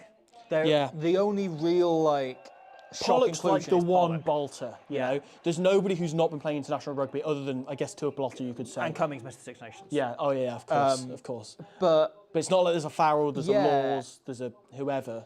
Cummings and Cowan-Dickie are surprises. Pollock isn't, but he is the pick. Yeah. He is the headline pick. But it makes sense because he's the on-form player. He's got all the buzz around him. Yeah. And what I like about Henry Pollock, I mean, as much as, like, I know I'm going to hate him for the next 10 years as an England player, but as a Lion, he's on my team now. Yeah. And, I'm delighted with that because he's so good. He's the sort of player I could just see playing himself into the test team Absolutely. because, like, he will play that well on tour, and he's just a sprightly young kid who is living his dream, and he's been exceptional for Northampton. He has 2 touches of the ball in international rugby, and he scored on both of them. Granted, it was against Wales, so international rugby may be a stretch, but like Jack Morgan was on the pitch, so it counts. James says nearly as many Dutch as Welsh. I think that is nonsense because there's 2 South Africans. There's both Van der Fleer and Van der Merwe. Of course. Obviously, and Hugh Jones, obviously, as well. Also, South African heritage. Yes, Owen Harrison asks, is 12 from Leinster a record for a club team? That is correct. So yes. the previous record was 10 by Munster over the course of the tour. So Leinster have broken that record. We've seen no Scarlet player go for the first time since 1981. The Welsh Grommacht stat does stand. Jack Morgan means that the Ospreys are now the only club to have ever had, with Cardiff getting no player in, to have had a player go on every tour where they've been a professional club, where they've existed. That's mental. The only club in the Lions history to do that. What do we think of Elliot Daly as a selection? Yeah. I think He's an interesting once one. again, it's all the things we were saying about Osborne, except he's already been on 2 Lions tours, He's got a huge left boot on him, can play 11, 12, 13, 14, 15. If you had a yellow card or an injury, at a push, he could probably do a job as a 10. I think we said a long way along this, there was going to be utility forward. I think Frawley and Jordan had an outside chance, but realistically it was between Osborne and Daly. Utility back, And utility back, yeah. And I think ultimately that came down to experience, and that came down to the thing I said on that video, that if you're under the post, you're down, you're against the Western Force or whoever, and you're struggling in the game, and you're under the post, you've just gone behind, who do you want to turn to? Do you want the incredibly talented young player from Leinster, or do you want the guy who's been on 2 Lions tours? And played in tests Yeah. on both of those. Yeah, it's 100% that. Like we said at the end of the video we did here, the looking over at one that went up yesterday. Yeah. I said at the end of that, if Jamie Osborne goes over Darcy Graham, it is for his footedness. Yeah. And that is the. Take Jamie Osborne's name out of that, put Elliot Daly in. The Yeah. whole reason why he's in there over Darcy Graham, who, let's face it, is a better winger than him. Yeah. If James Lowe gets out injured and is out of the first test, he needs a left winger who can pump the ball miles downfield. Absolutely. Elliot Daly's perfect for that. Also, goal kicking. Yeah. If they get a penalty in their own half, he can kick those over all day long. Yeah, Theo McGuinness and a bunch of other people saying that Van der Vlier is Dutch. No, we know. Yeah. We know. It's been a running joke going back a long way. He was picked Yeah. up in Craven Week. Yeah. Leinster loved the look of him, moved over from the Stormers. Yeah. In Johannesburg, yeah. Yeah. Sam says Marcus Smith got luck. Dan saying, yeah, Daly's boot got him in. A 6-metre goal kick as well, being a really premium skill, as he says. Huge. Man, Jamie George is unlucky, isn't he? Yeah, no Beelam's interesting. That's especially with crazy. Ferguson having this injury struggle. There's a lot of players in this squad who are currently carrying injuries, right? So you have Chesham's currently carrying an injury. Scott Cummings has just come back from an injury. Target says, where's Dan Lancaster? That is the real question. Xander Ferguson's carrying an injury. Tyke Furlong's just come back from an injury. Who else have you got? Like, throughout the team, James Ryan's currently injured. Obviously, will be back in a week or so. Same with Sione Tuipulotu. You've just got, Hugh Jones injured at the minute. Blair Kinghorn injured at the minute. You've got so many of this team are currently carrying injuries that when they come into camp to train, Duan van der Merwe as well as the other one, how do they put this team together? Especially what do they do? when you consider the Argentina game, they are ideally not going to select anybody who played in either the URC or Prem finals the previous week. There's not really much top 14 representation in there. You've got Blair Kinghorn. Is basically it, right? Yeah. It's the only one I can think of. No off the top Ben of my head. White, no Jack Willis. I wonder if that has slightly put the dagger in Ben White, the fact he's playing Yeah, abroad. I think so. Whereas I think Thomas so. Williams is playing for Gloucester. That's a 50-50, yes. The only player playing outside the British and Irish Isles, like outside the URC or Premiership, is Blair Kinghorn. Right, okay, yeah.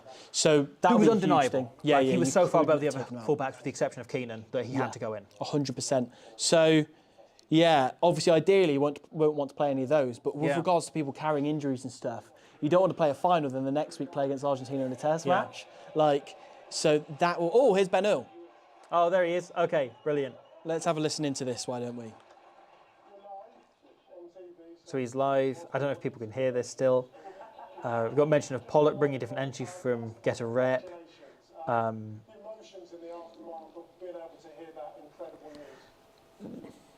Yeah, it's been a torturous couple of weeks. So they're also having audio issues, which is great to hear. It was amazing, and Oh, I'm delighted for him. I've had in my career, so I'm so pleased. Oh, bless him. Sam Arnold Dugan says last time 6 players were announced in this squad didn't make the plane in the end. Were ruled out before the tour began. Who do we think that could be? You don't want to speculate too much, but there's a chance that one of those injuries doesn't recover in time. Yeah. Is that Xander Ferguson? He's the one with the longest term injury. Mac Hansen's also got an injury as well. Didn't Yeah, mention it him could be a before. situation like last time they left out Carl Sinclair with the initial squad. Yeah. Call him up, and Gatlin just goes like, you know what, I should have picked him in the first place. Yeah. After the injury happens, so that could happen with Finlay Beelum. Yeah. It's been painful, it's been long, you overthink everything, but it's out of your hands and you just try and do as best you can with the situation. NCR 1995 asked a question that I'm not going to answer because I couldn't give you a comprehensive answer, but take a guess. You could be out celebrating, but the live audience. What have we got? Yeah, people say a lot of talk about Pollock. Yeah. Yeah, he's the star name at the moment, though, Yeah. isn't he? He's the talking point of that squad. Yeah, And he got the biggest cheer amongst the fans there in the over the O2, Natoge, wasn't it? who was in the room, so you had to be polite, didn't you? Yeah. And for captaincy in Sarri's territory, it's going Yeah. to happen, isn't it? So your totals: 15 Irish, 13 English, 8 Scottish, 2 Welsh, all Lions. So from this moment forward, it doesn't matter at all. Yeah, 100%. 100% it doesn't matter. What matters is that's a great squad. One Paul Diver says Daly should have gone 4 years ago. I've got some news for you. Yeah. Good news. Should we do a retrospective? Go and of watch that back. Yeah. Finn Wayne says Casey should have been in. Sam Jones saying no Falatau. Saints got 5 players in. They were going into this third out of all clubs to have had representation here of all time. with, are there any Leicester Tigers and just Ollie Chesham, I think? Yeah, Chesham. So that moves them up, I think. Close Leicester Tigers who in second, and Cardiff are way ahead in first. So we could see Saints taking on that kind of local rivalry, getting closer and closer for each Lions tour. Tell you what, our chat are not happy about Jamie Ritchie getting snubbed. Neither will our mum be, of course. Our mum is absolutely fuming, I Yeah. presume. Yeah. Richie did get snubbed, says JLM. Christopher Wood says, am I the only one that feels sorry for Tom really feel Jordan? That, I mean, it'd be a good shout. Oh, here's Benno's family. Oh, fantastic.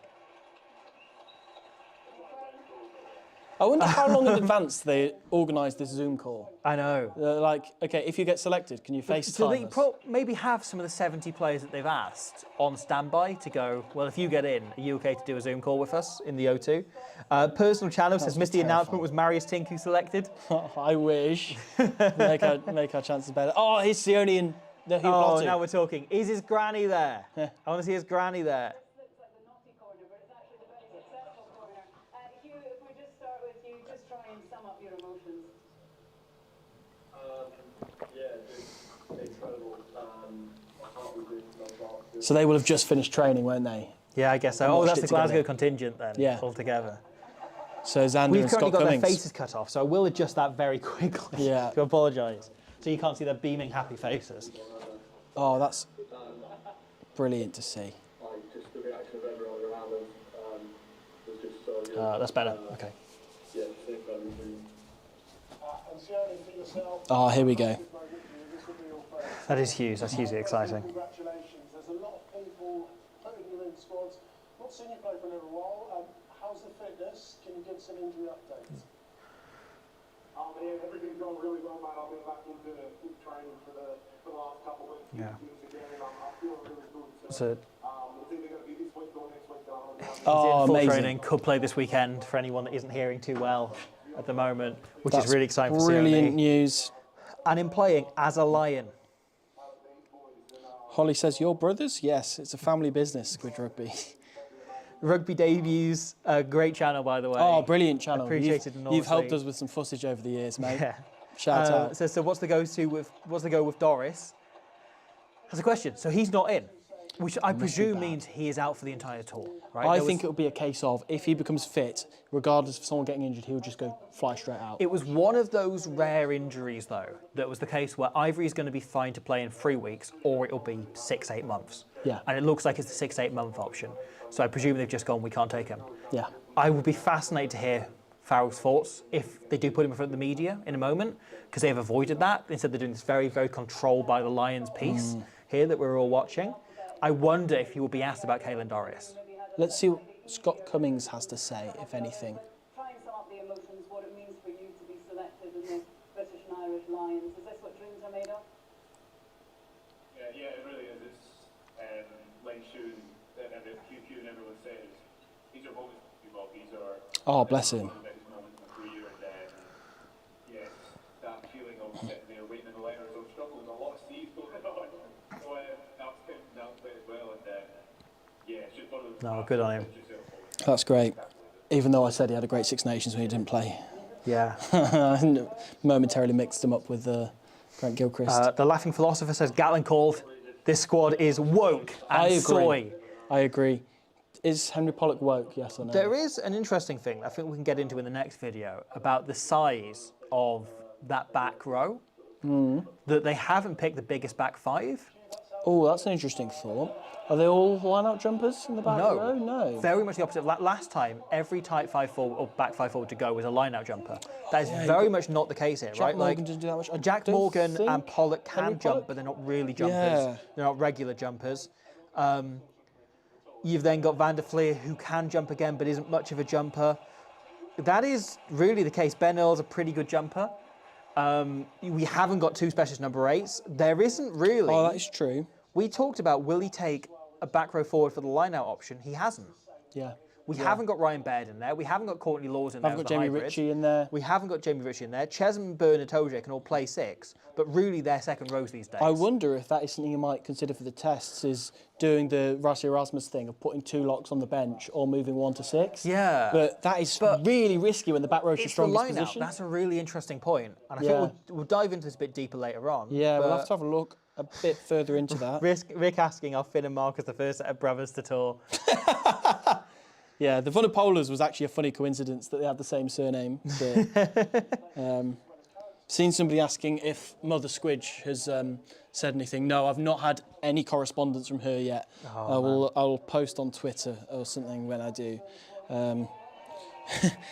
Joy says, wow, you lads got almost the entire squad spot on in yesterday's video. Well done. We very much didn't, but that's fine. So you can never be right. Who did we get wrong is the first question, right? So Luke Cowan-Dickie, we got wrong. Oh, yeah. Jamie George, so we got an English hooker, but we were wrong there. Oh, the Jamie George one is crazy. Scott Cummings, I think my last minute think of he wanted a Scottish forward in was the right thinking, but Jenkins was the wrong call. Yeah. Likewise, James Ryan. Yeah, I think Jenkins and James Ryan were going for the same position, and James Ryan got it.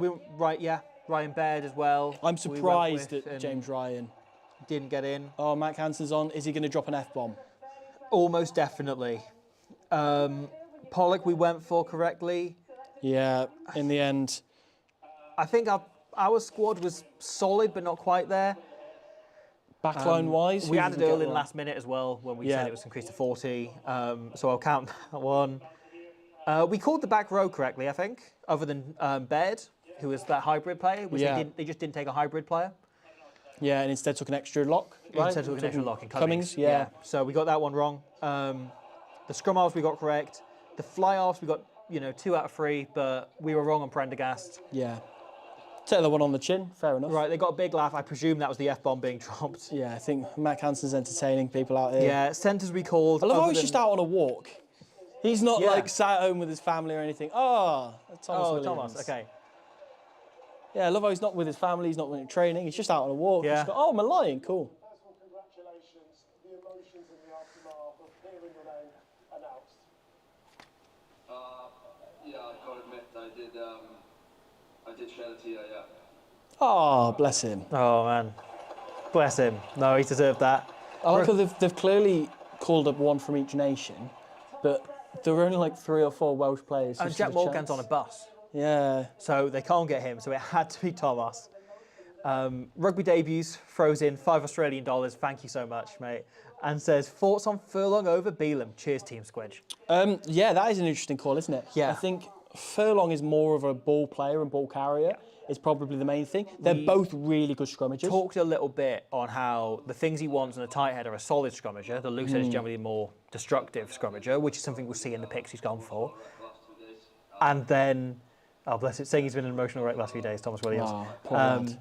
But then you're looking at a distributor, like they use that tight head prop as the first receiver an awful lot. Same with second row, and I think that's something that's contributed for Cunningham. Especially on turnover ball as well. Yeah.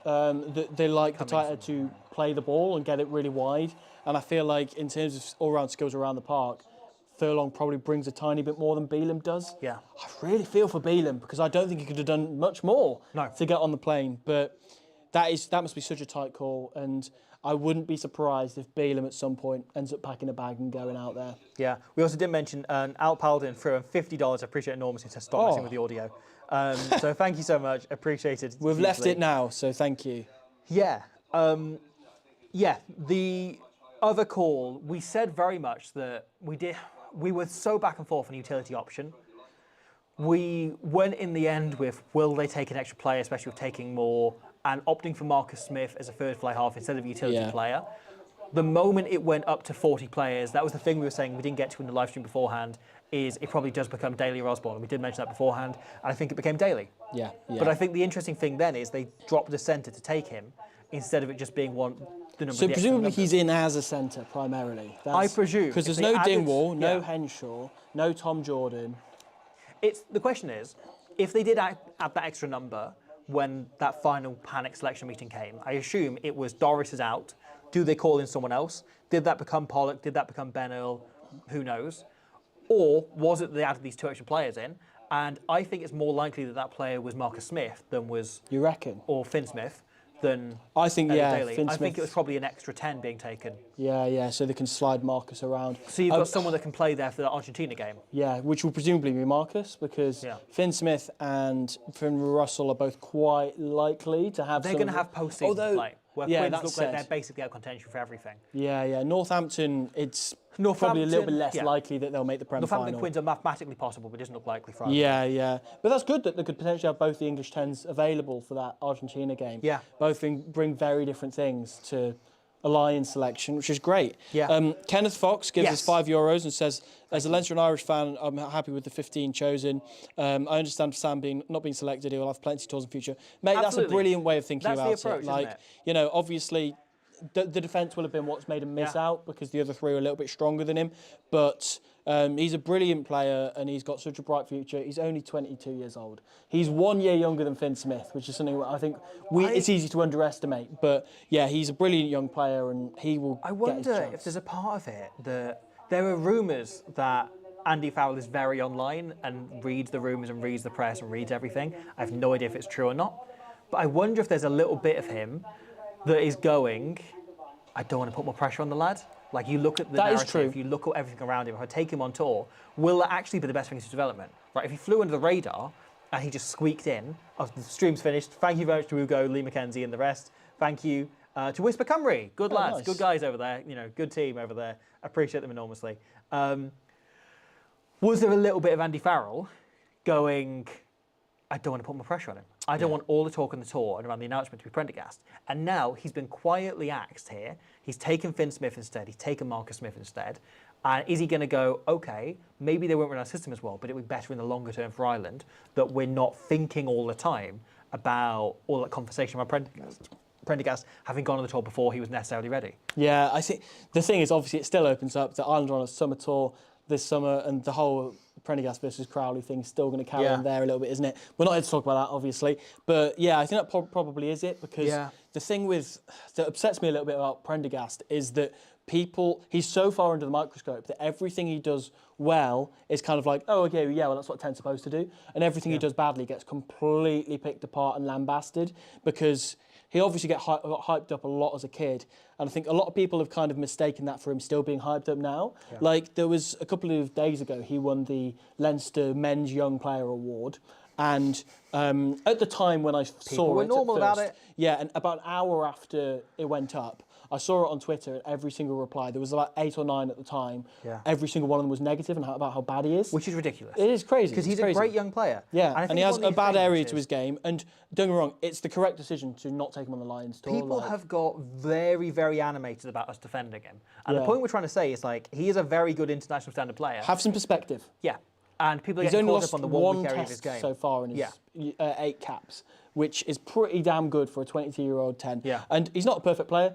No. At no point of either of us or anybody else said, like, oh, he's world class or anything like that. I really hope this allows people to be normal about Sam Prendergast. I agree. Because I've never seen a young player piled on so hard. He's a promising young player. Yeah. I think it's just important to view him in that perspective, and the rest will come naturally. And it's one of these things that maybe there's been a little bit too much defence, but, like, I don't like seeing a pile on a young guy. Like, there's a little bit of me that naturally, like, standing up to bullies. The fact he can't tackle doesn't make him a bad person. And I think it's the scale of the pile on. Not to label it as bullying, but, like, it just has been very, in a way very it is, drastic. though. Yeah. Let's say, like, the fact he can't tackle doesn't make him a bad person. It doesn't mean he deserves the level of bullying he's been getting. BB Bowden Barrett, I presume again, sends in 50 Swedish krona and says, did Henshaw miss out to Ben Earl? That centre cover should have been Tipperick. Yeah, well, he was named as a forward. Ben Earl was named as a forward. Okay, it's now playing adverts, so I'm going to stop that for a moment. Yeah. And I will answer the question about Ben Earl. He was named as a forward, unfortunately. However, that could just be hashtag Eddie Jones mind games from Andy Farrell. Michael Lydon sends in €5 and says, great coverage. As a Connaught fan, I'm delighted for Bundy and Mack. Yep, 100% agreed. Gutted for Finlay Bealham. Real shame he couldn't make it 3 Connaught players, which would have been great. That would have been superb. Yeah, of course, on the live stream, we currently have that up there. That is whatever's gone now. on that screen. That'll be gone in a moment. The 310s are levels above Sam, that's fact, says Easy Ollie. Fair enough, yeah, I mean, they're all more experienced and a little bit cooler heads at test level, I suppose. All defensively better than him, and that's fine, like, yeah. So we did get a 40-player squad, not 38 as we initially named. Yeah. So that is interesting. Again, there's a few players that we may have said are going to miss out, that added the extra number in. Ben Earl was the one we said beforehand, and then a utility option in Daly Osborne. I can't believe I just did the magic of editing and pointed up there for a thing that was on screen, and it was gone by the time I actually pointed up there. Unbelievable. Yeah, so we've got harsh on George Ford, says T. It's a shame. George Ford is going to be one of the best players to retire as never having been a Lion. Yeah. You know, Jiffy's one that gets brought up as Always well. a long shot, but if he was straight in there, I'd have loved it. Yeah. And like everybody would have straight understood it. Yeah. But hey, that's a shame. Hamish Allen says most gutted for Darcy. I am so gutted for that guy. Yeah. He couldn't have done much more, like scoring tries for fun. John Steedy as well, or Stedding, asks Hanson before Graham. Asks about thoughts on that, and if Jordan's better pick than Marcus Smith. No, I think Marcus Smith is just a better fly half. And if you take him as a third fly, it depends. Are you taking him as a utility player or third fly half? If you're taking him as a utility player, maybe Jordan goes. If it's a third fly half, then it is Marcus Smith. Yeah, and I think Marcus Smith is in there as a fly half, I'd say. Because they've got two fullbacks and a couple of wingers who can slide back there, as well as Marcus, obviously. But I think the thing it's easy to forget because he gets moved about so much by England is week in, week out, he's a proper game managing 10 these days. Yeah. To answer the Hanson or Jordan or Graham question, Hanson plays the system. And I think there is some degree we maybe overestimated the system player thing and how quickly they manage it. But he wants a winger who can run the game, who can come in and act as second fly half. And that's it. It's some familiarity, isn't it? Like, he can be the stopgap for that because Connacht are unlikely to be in the final for the OLC, that he can come in there and give Freeman and Duhan van der Merwe a bit of a hand in how they play their system, you know, can help them out with whatever calls Farrell runs, because it's so different from what Scotland play. Like, Scotland use their wingers in a completely different way to Ireland do. They use them as not a battering ram, but a way of charging through a defence, you know? They use them as like the punchline to their attack, whereas Ireland use them more as creators. And the thing is, the reason why I'm so glad that Duhan was in, and there was a part of me wondering, because he's had an injury trouble, like, there was a part of me wondering like whether we wouldn't make it, but you've got to distribute to somebody. There's no point everyone just distributing. You have to have an end goal, and Duhan is that. And Scotland like manage all of their moves around Duhan eventually ending up getting on the score sheet, or Darcy as well. And I really feel for Darcy, but I do feel like they were competing for the same spot, him and Duhan. Orient Dave, Richard Lay, Hoy, all saying there's only 38. No, never mind. We're trying to do this live. I read those 40 somewhere. Can't no, count. It was 38. We were right on calling that, though. That was one thing we did nail, is he said 37 initially. It's going to be 38. It was 38. Nemos Store says, trying to will a 40-man squad into existence so they can pick Prender Woke. Void Hunter sends us £5. Thank you so much. And says, it is curious how light the back rows in terms of line-out jumping, but I rate the second rows in terms of that line-out ability. Yeah, I agree with that. The That's Scott one thing we Cummings thing mentioned, is just that, ace in terms of that. That I do want to get into more when we do follow-up videos, definitely. but I'm fascinated by that. Jake Doney says, Northampton Saints fan, gutted for George Furbank, but delighted for our young guns who have had an excellent couple of seasons. Pollock and Smith have been brilliant for you guys. And on the weekend, I think that was an audition that Finn Smith passed. Tommy Freeman obviously got man of the match on the weekend. I think he was pretty nailed in anyway, because he's kind of the try scorer amongst us, certainly this season. Him and Duhan have to be those guys. But Freeman has such an all-round game. What an exciting time it must be to be a Northampton Saints fan, man. Like, I know, obviously, they haven't been as they were in the Premiership, but it's so exciting to have a European Cup run instead the following year. Like, they're the club I'm most envious of. I'm looking at going like, but like, they were at the bottom 5 or 6 years ago, same time, you know, as an Ospreys fan, we were. And see them climb slowly and then reach this point now, the last couple of seasons, with a young squad and producing these young players, and to see 3 of them in Freeman and Finn Smith and Henry Pollock end up on that Lions tour. Shout out as well to Worcester Warriors, developing a Lion there in their final days in Finn Smith. Like, huge kind of kudos to that. That's a great achievement to them as a club, even though they are... It's like their closing shot as a club was basically giving the world Finn Smith. Like, it was basically... And Dolly Lawrence, rugby, who would have probably been on this tour. So he came through before that. He'd won England caps before that. That is true. But they kind of went like, we've got this brilliant youngster, we want to build a club around him for the next few years. And then Northampton went, okay, we're going to do the exact same thing. And now he's a Lion. I love that so much. Harry Judge says Elliot Daly over Graham is comical. The thing is, you could say that as a try scorer, absolutely it is. But also as what Andy Farrell likes in a left winger, and he's probably in the centre, but as a left winger, as backup for James Lowe, then it makes sense, because he wants that left foot kicking option in the pocket. So quite a few people mentioning Jack Willis, which I think is another interesting question. Natty Strains asks, is he the next choice of the back row if there is an injury there? Which is the position you're most likely to pick up an injury in, right? They're the most injury-prone position. And also, it's a position which you've got the most players. So there's the highest rate of someone getting injured. Call-ups is definitely something that's worth talking about. Yeah, Jack Willis probably is the next guy there, isn't he? But I think that's the interesting thing. I think we were right to call that I think Willis and Pollock were going for the same spot. And Pollock's form at the weekend. But Willis' season's 3 weeks longer. And he's playing in France, exactly. So he overlaps there. Yeah. Where Pollock, if he doesn't make the Premiership final, if Northampton don't get there, he's done after the Champions Cup final, potentially. Who knows? Yeah, obviously Doris as well, if he ends up becoming fit. I'm presuming from the fact he's not in the squad, it must be quite a serious injury. I awful. think second row wise, we might be looking at Grant Gilchrist as the call up, or Ryan Baird. I think they're probably the two. I think it kind of depends which next one guys. gets injured. I think if Scott Cummings goes down, naturally the next person is Grant Gilchrist. Yeah. You know, but once again, like if it's James Ryan goes down, you're probably looking at Dav Jenkins. Yeah, that's a very interesting one, isn't it? I'm still kind of perplexed by the whole Jamie George being left at home. Do you think thing. it's George or Lake is the next call I up? think it's got to be George. He's been on 2 tours Yeah, before. but is it just he wants a dynamic hooker?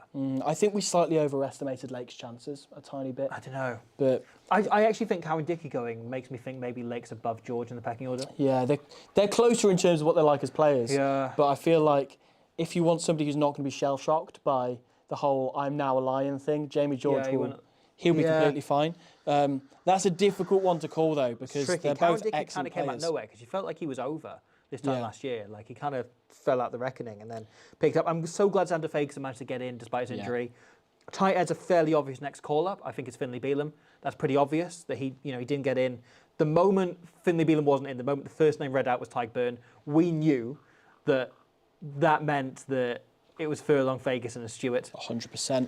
Yeah, Will Stewart, delighted for as well. Yeah. He had such a good Six Nations and has been playing really, really well at club level. Has improved drastically as a scrummager, as well as being really great around the park and stepping Nicotera out of his shoes in the end of the Six Nations. Loose head, we're looking at probably Nicky Smith as the next cab off the rank. Yeah. I think there's a chance for Finn Baxter, a chance for Gareth Oh, Thomas. Finn Baxter is a great shot. Yeah, a chance for Jack Boyle. Yeah. But that's one way. It's pretty open, but I think Nicky Smith probably just about has a lead. Yeah. But we'll see. I still stand by the fact I think Gareth Thomas might have a point in difference and might get him in above him. Yeah. That'd I be think Gareth interesting. Thomas he's not as good a scrummager as either really Baxter or Nicky Smith, but also he does have the chop tackle factor, and that has seen Luke Cowan-Dickey get selected and we discussed this on the front row video before, but you made the point of the thing that stats can't tell you is how hard he hits on his tackles. That I don't know if it always will clock as a dominant tackle on the stats because he's always going for a chop, which is in its nature seems like it should be passive, but he's so physical and he's so immensely strong. If Gareth Thomas did get in, can I give you a stat here while we're doing outrageous stats? Okay, if my mother had wheels to be back, yeah, go on. Yeah, well, no, loose head prop is currently the only position where the Ospreys haven't had a Lion called up. Bear in mind, they've only been around 22 years. So if Gareth Thomas got in, he would complete that 15. Poor old Paul James, never got a look Duncan in. Jones as well. Yeah. Unfortunate. Yeah. Joe Bloggs reckons Peter Omani should have been there. It's a lot of competition in that back Here's row. an interesting question from Cad Maniac. Yeah, go on then. If you're Jack Willis, are you debating whether going to France was worth losing out on a Lions tour? Because if I think he knew his England career was on the line for it. Yeah. So I don't think he was expecting that he'd be in Lions contention. I think if he had gone to Po, then you'd be going yes. And he was playing as well as he was for another French club. He's But- playing for Toulouse, and this Toulouse team can play like this, in that style, and win as much as they have. He's got a Champions Cup under his belt. He probably wouldn't have done that at Wasps. I think a bit of perspective is quite important though, because I reckon if you told Jack Willis, as Wasp was going under, who didn't have a club, didn't know what he was doing with his job, right? If you told him he was in contention for the Lions because he was going to play that well in a Toulouse team that's going to improve him as a player, he would have bloody taken that. Yeah. So I think, as much as he'll obviously be gutted, I feel like a bit of perspective probably tells you that it was worth it. We also need to go back a bit and think about Jack Willis's choice when he went to France. And his offers on the table, because most clubs were cash-strapped at the time, the clean offer that we knew about that came in was Northampton offered him a deal to the end of the season, or Toulouse offered him a 2-year contract. And he took the 2-year contract for more money out in France, playing Northampton, DuPont and Roman Underback. I would do the same thing. Yeah. Or he could stay close to home and stay at Northampton. Oh mate, I'd play with them On a for free. short-term contract, right? And admittedly, I'll pay one of DuPont those- to play with him. One of those would have got in the Champions Cup final this year. But yeah, I would also play for. If Toulouse want to offer me a contract, I am very available. I can only play 9, but Dupont can play 10 if he wants to. And look, if you want, all I'm saying is they've done a very good job of turning every fullback they play with into Tom Ramos. There'll be more work to do with me than there would be with Blair Kinghorn, but you can give it a go. However, right, what if Jack Willis had signed for Northampton? Does Henry Pollock happen? Does he end up in this squad? That is There's such a little good bit point. of, did he create his own downfall by by allowing Pollock to come through. Not that he would know this, because he wasn't checking their under-16 squad when he was looking to sign there. But does Pollock develop there if Jack Willis is the starting 7? Here's an interesting question on the flip side of that as well. I know that this is dealing in hypotheticals Sure. here, but if Pollock doesn't get on the bench for that Wales game and ends up being uncapped, does he still go? Henry Pollock? Yeah. Yeah. I think he got in for what he did at the weekend. Yeah, yeah. Because obviously Will Green was the last uncapped Lion, Yeah. and that was in 97. 97. Yeah. We've not seen it since then. It's generally quite frowned upon, but I don't know. I feel like he has been the closest thing we've had. Obviously, he's played 15 minutes of international rugby, if that. So fair play. Will says, and I just want to mention this comment, as a Worcester Warriors fan, seeing them coming back into Tier 2 rugby, I'd love to see a return to form as they had a high quality academy system before they went bust, now producing Lions. And again, I love to see that. You know, I loved that game against Scotland when it was Ted Hill and Finn Smith who won the game for them in the end. Yeah. Just great to see. That's brilliant. So I reckon we'll do a couple more questions, few more minutes. Let's go, Okay, no, Will has then mentioned another comment by a Worcester fan that I didn't read out. Chuckers 499. Yeah, mentioning Ted Hill, Ollie Lawrence, Finn Smith. What a team they could have produced if only they got to stick around to see it there. Really excited to see. And Van der Merwe was there as well, so they had another Lion there. Looking at what Josh comment Adams there, went on Will, last tour as well. Yes, really excited to see Worcester coming back as well. Going to keep a keen eye on them in the Championship. I know that looking at the coaches or the coach that you've got in, you're in good hands, Worcester Warriors. So that's pretty exciting to see. Yeah, there's still 3,500 of you. I'm happy to hang around, while people are hanging around. Again, it's just very exciting. Here's a good question from Heavy Heavenin. That was a tongue twister. I was going to say Heffin O'Hare there. Good player. Good player. He should be on the plane. He's robbed. Anyway, Heavy Heavenin says, who would be your midweek captain based on that? So, looking at that squad, you've got contenders. You've got Gary Ringrose could come in and captain them there. Of course, this is speculation because we don't know who's going to play well on tour. But sure, it's fun. It's just fun. It's a great question. It's a great question. Yeah. James Ryan, who Fowler's given captaincy before, has an outside shot there. What about Scott Cummings? Scott Cummings has captained Glasgow in the past. Yeah. And seems like somebody you can slightly revolve your team around. Because Jamie George felt like he was nailed on for that role. He did. And he hasn't ended up going. That's something I kind of took for granted a little bit. Yeah. Funny if it was Morrow Toje. Because all those back rows are going for test spots, you feel. Jack Morgan might end up captaining the first midweek game or so. It could be Jack Morgan.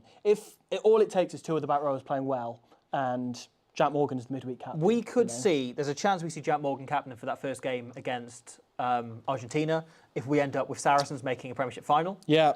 So you could end up with Toje missing, you could end up with all the Leinster boys missing, the Glasgow lads, and Jack Morgan ends up captain, which I'd love. I think he deserved to be the captain because he's been such a good leader for Wales. Much the same as that, it only takes two centres playing well for Sione Tuipulotu to be the midweek captain. Yeah. Again, he's recently been Scotland captain before his injury and was brilliant. Or if they want to give him more game time to get back fully fit.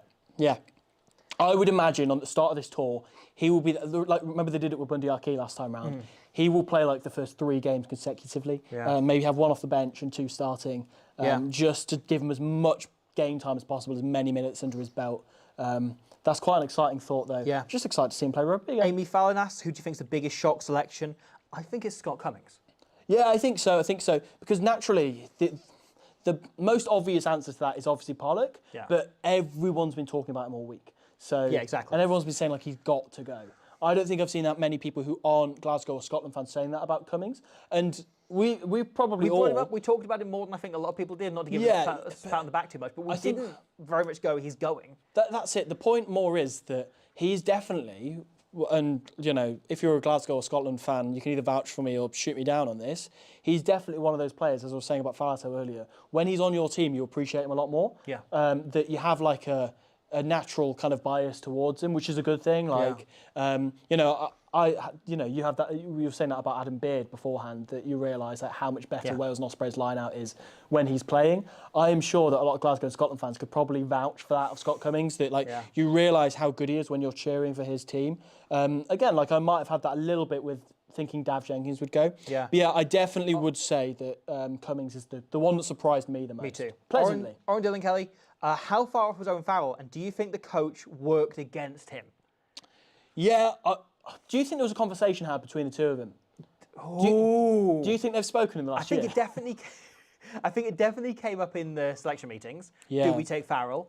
And I think, genuinely, I think there's a nepotism call that did work against him. I wonder if Andy just like removed himself from that conversation and just like went over to Wigglesworth, who's obviously worked with Owen Farrell a lot before, and kind of went, I'm going to go on your judgment here. Yeah. Do you prefer him or do you prefer Finn Smith?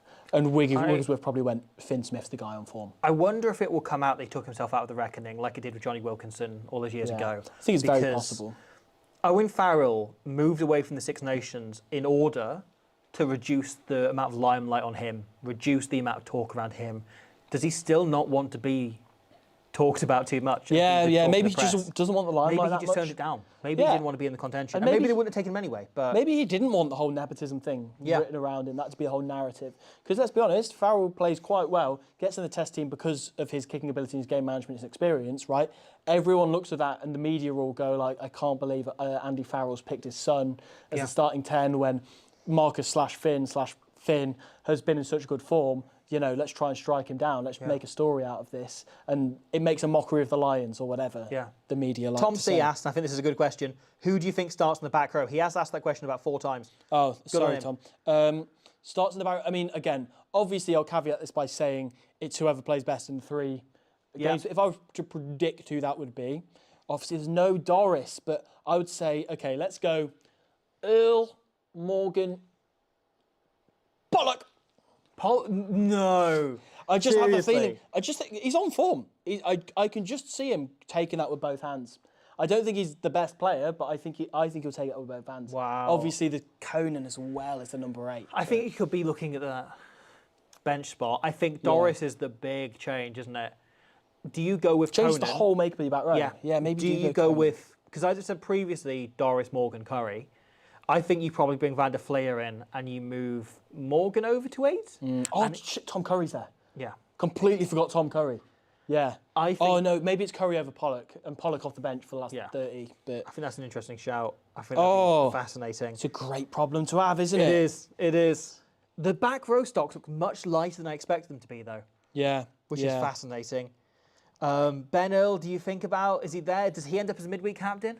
Oh, it's a Because possibility. there is a game between the 2 tests. But once again, I think of him as a test standard player. Like, I don't know. But once again, it's one of those things that you can't predict until the tour is actually happening, you know, until you're 3 games in and you've gone like, oh, Ben Earl's had a great tour.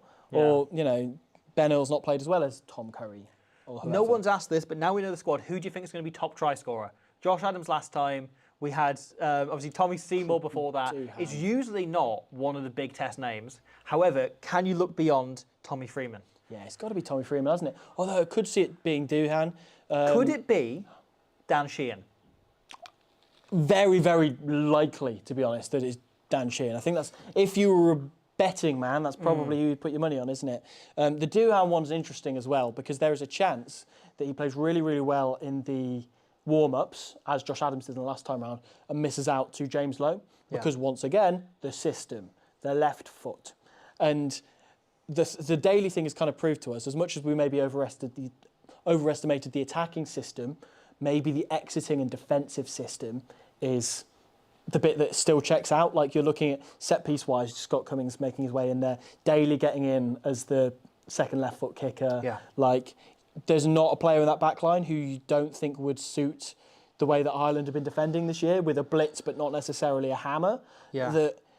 I can't help but wonder. Again, no like Freddie Stewart or Tom Roebuck or anyone like that. Who no you're real aerial potentially- focus. Yeah, you're looking at as a potential. Yeah, person He who'll steal hasn't gone ball down in the air. route we said of trying to use it, the midweek team recreating the first team and having equivalents of it, and we said that was a possibility. Like I said, Blair Murray filling in as midweek Mac Hansen, though I did see a couple of comments saying Mac Hansen is midweek Mac Hansen. The Aragon 22 says, who's most likely to get drunk and thrown out of a nightclub? It's Mac Hansen. Again, It's Mac surely. Hansen. It's Mac Hansen. Though he'll know the bouncers probably. That so is that true. helps enormously. Yeah. He's charming enough though, isn't he? Is there or a at least when chance he's sober. that we get a story like that from Henry Pollock? It's possible. Is there a He's chance a young that he kid goes living his massively dream. off the deep end there? I could totally see him going out on the piss after the first warm-up Yeah. game. And he gets It man feels of like the quite a match and scores. sensible squad on that. He hasn't gone for characters. In the way Gatland squads tend to have someone that was in there to knit the team together. You can Yeah. argue Bundy Arkey is that, but he was in regardless. they haven't gone for those like someone in there for the leadership, which would have been Jamie George, and I think Gatland probably would have picked him. Yeah. And he hasn't gone for people who are there. Gatland also waterboarded his players, though. So That is very true. Do you think Andy Farrell will lord aboard the Wongy Bonk? I don't think We've he'd do been going any for of the almost above. 2 hours, man. Yeah, yeah. Andy Davis says Ben Hill just offers so much off the bench in the way of versatility. That's a great shout as well. Yeah. Especially if they go 6-2, that you're potentially looking. The thing is, there's not that lock 6 hybrid. But again, as I was saying earlier, I feel like there's a chance that Farrell goes for the 2 second rows on the bench and has Scott Cummings as his kind of fail safe to go on the back burner there, and then sticks Ben Earl there as like a versatility option. Yeah. So he can target the line out with the first 5, or the scrum man line out with the first 5 forwards on his bench. Then have Ben Earl as like the extra man who is just for pure physical impact around the pitch. I'm fascinated by this comment from, it's scrolled past, Frosty's Freezeway, saying that it's not a very inspiring backline. Saying the pack's great, but is the backline inspiring?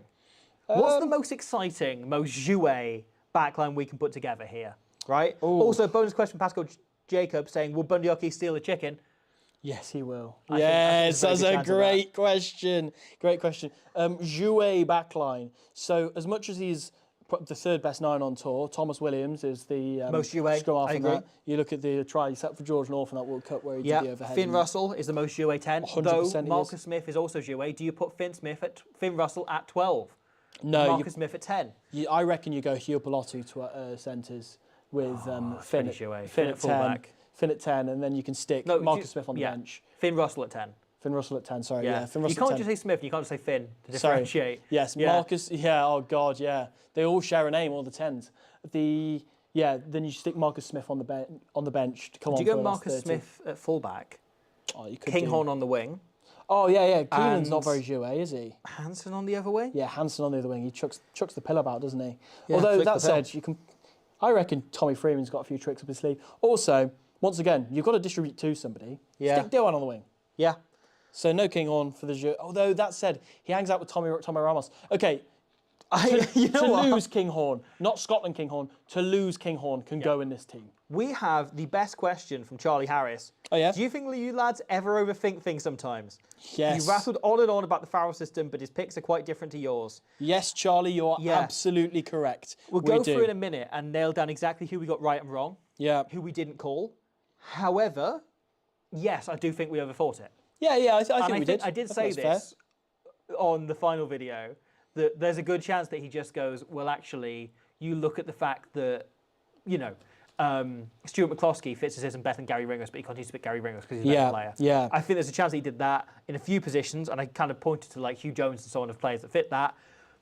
He's done it much more often than we thought he would. You've Yeah. also got to factor in how big a part have Richard Wigglesworth and John Dazil played. Yeah. The thing that I was saying a minute ago, that I feel like we've maybe overthought the attacking system.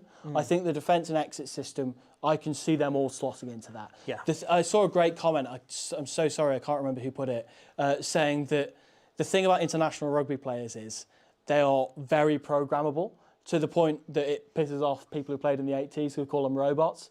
But it's so true. Like, you can give them a system, give them 3 weeks, and most of the time they will learn it. And if not, great, they won't get in the test team. Yeah. That's fine, somebody else will leapfrog them. There's enough players going. Toby Allen asked about Dingwall as a potential call-up in the centres if there's an injury there. I could see it. I can see it. Again, but this comes back to the thing we were just saying. I think Henshaw's probably the next cab off the rank. But once again, though, I feel like we've slightly overestimated the familiarity with Farrell thing. Yeah. He's picked a proper Lions squad rather than, which is great, rather than necessarily I still just think like there are a Leinster few squad. players who got the nod because he knows them well. Yeah, But that's the definitely. same with every squad. You look at Gatland Yeah. picking 13 Welsh players or whatever. So Northampton Saints, check out they did something that they put out on YouTube and all their social platforms yesterday, a kind of mini documentary called Dublin Down on the game at the weekend. And in that, Fraser Dingwall just talks so well. And we've heard a lot of reports from people who've coached him and played with him that he talks more than like any other player that you've ever seen. But he's so clear in his communication before the game of exactly what their identity is, exactly what they need to do. I get the impression that if Fraser Dingwall was called up, he'd do such a good job. Absolutely. A question from Jay Ramsey. 2 questions. Oh, yes, my old Woke mate. nonsense and Yeah. games gone soft. Jay, Your response to the first of these, woke nonsense? Jay's spot on. Jay's a friend of mine. Okay. He's a club legend. It ain't easy being a club legend, mate, but someone's got to do it. Thank you for your input, Powerhouse Jay Ramsey. Much appreciated. Do you think it's woke nonsense? This Lions squad? Oh, God, yeah. Yeah, there's people with pronouns in there. Do you think the game has gone soft? Yeah, it has. Of course it has. Cool. Okay. Freddie Stewart can't tackle, says Frosty's Freezeway. I'm just reading the first Good comment news, in front of me. he's not in the squad. Tom C says Mitchell or Thomas for the bench spot. If I had to call it now, I'd say Mitchell, but I could so easily see Thomas Williams stealing that. Yeah, I think the same. I think to pick the squad to play as the first game, Mitchell gets in. I think by the end of the tour, we may see Thomas Williams sneak that spot. Yeah. He feels like the player that's just gonna get on great. I feel like you just light up a game off the bench in the midweek. Like if the Lions really struggle in a game against, like, I don't know, the Australian military or whoever it is they're playing on Tuesday morning, I feel like there'll be a game where they're in a sticky situation. Thomas Williams comes on and turns it. Yeah. And at that point, obviously, there'll be people raving and going like, put him in the test team. But actually, the answer is no. Keep JGP in and put him on the bench. But once again, it's probably more likely that Alex Mitchell is better than him and gets in the test team off the back of that. I've got a question, right? The sorry, X-Rose asked, are these lads brothers? You are correct, sir. I've got a question. The Argentina game. Can we run through and try and pick who the starting team is going to be, who the 23 is going to be? Because there's a very good chance that a lot of these players aren't there.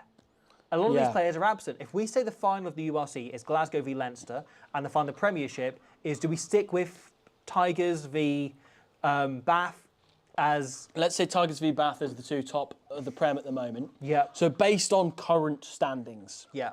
who would be available for that? You've actually got the squad in front of you. So do we look at, front row, loose head, you're looking at Pierre Schumann would be available if Edinburgh don't make it, and yeah, Porter would be absent, and the other loose head is bloody Gensch, of course. Gensch. Sorry, who would be available? So you're looking at one of those two. Obviously, with the Argentina Gensch game, and it's Schumann, not probably necessarily Gensch starts. first choice. Yeah. It's just who's fitter, who's more well rested, who needs minutes. If Cowan-Dickie, if Sale make the final of the Premiership, which isn't impossible, they're in the spot to do so.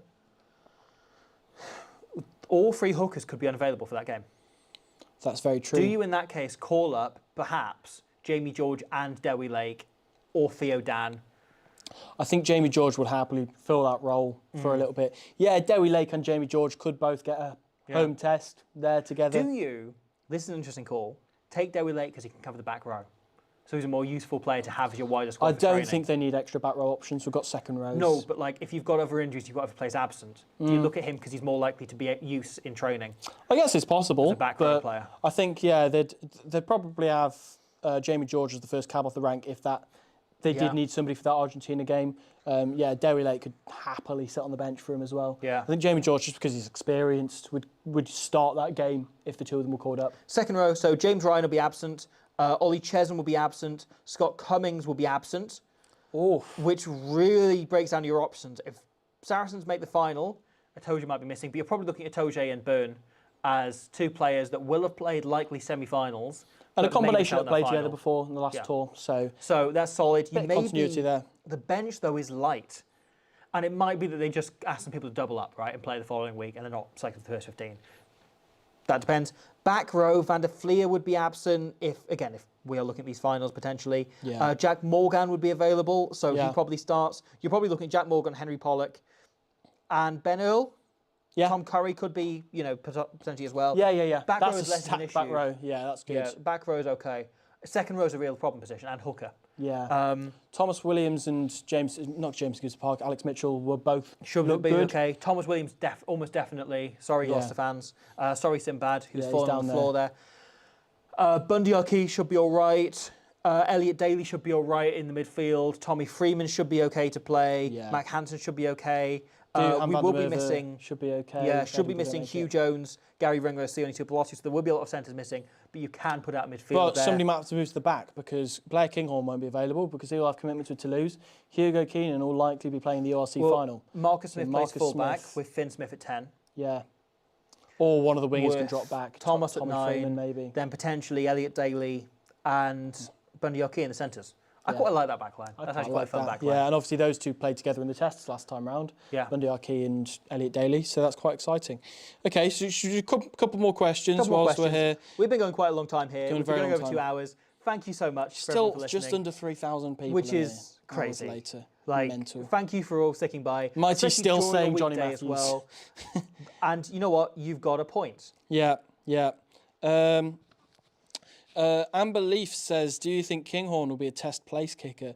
It's certainly a possibility. Like, place kicking is not something we've talked too much about before. Finn Russell is a very underrated place kicker, is the thing. But obviously, Kinghorn does it a lot for Toulouse, does it for Scotland as well a little bit. So, yeah, that's obviously an option. I mean, Finn Smith, I think, is a brilliant goal kicker as well. I think if Marcus Smith starts the tests, as much as he's still, like, he's made for kind of like the big moments, like the icy cool veins. Yeah. But I could see them, if Marcus Smith starts at 10 and giving Kinghorn the kicking at the back. But obviously, it depends if Keenan plays better than him. We've got two questions that I think are linked here. Yeah. Lewis Wyatt and Greg Brotherin. Well, Lewis asked, where does Daly fit into this? Do you think he'll be number 23 for the tests? I Which can I think is an definitely interesting see question. that. Especially to go 6'2". He's a utility player, right? He can cover any position. He should be available the entire tour. That is what they're looking at him as, because you've got to play 3 games in 7 days, which is a really tough turnaround. You want someone that can cover multiple positions. However, Greg asks, who is this year's Daly? Who do you think is in here to play in the midweek team, yet can push into the test team? You mentioned Pollock. I think Daly is another shout. I think Daly himself could be that player and get himself onto that bench. Both tours he's gone, people have thought he's going to be in the midweek team. And in 2017, he was in the midweek team. Yeah. Like, he played on the Wednesday. Him and Liam Williams both played so well on that day that they then started again on Saturday and were brilliant. And in the end, him kicking a penalty led to that series draw in that third test Yeah. from his own half. He's such a weapon you can deploy. Maybe it's Daly himself. Or once again, as I was saying, Scott Cummings for the line-out could be that guy where it's just they're like, he has 1 point of difference that could leapfrog him above better players. Very good chance that Scott Cummings gets a cap. Yeah, now I've seen I agree. Most coaches wouldn't have taken him. I'd love that. I'd love that. I can see him getting a cap. So I think we'll go Scott Cummings to answer that question. Yes, we will. Harvey Hebden says, have you ever passed a rugby ball in your lives, you weirdos? I actually play it every week. There's a full-size rugby ball on the floor next to your feet. There is, but my hands are too small to pick it up because I'm too weak and feeble to play rugby. You are rugby. very, very woke. Miles WO says, who doesn't like Haribo? Gregor Townsend loves Haribo. I'm not a massive fan of Haribo, actually. You're not? No, That's because a I shame. am woke and they are woke as well. Graphics says, will we win the series? It's too early to call that, and we don't really know inside out what Australia are going to look like because they haven't named their squad yet.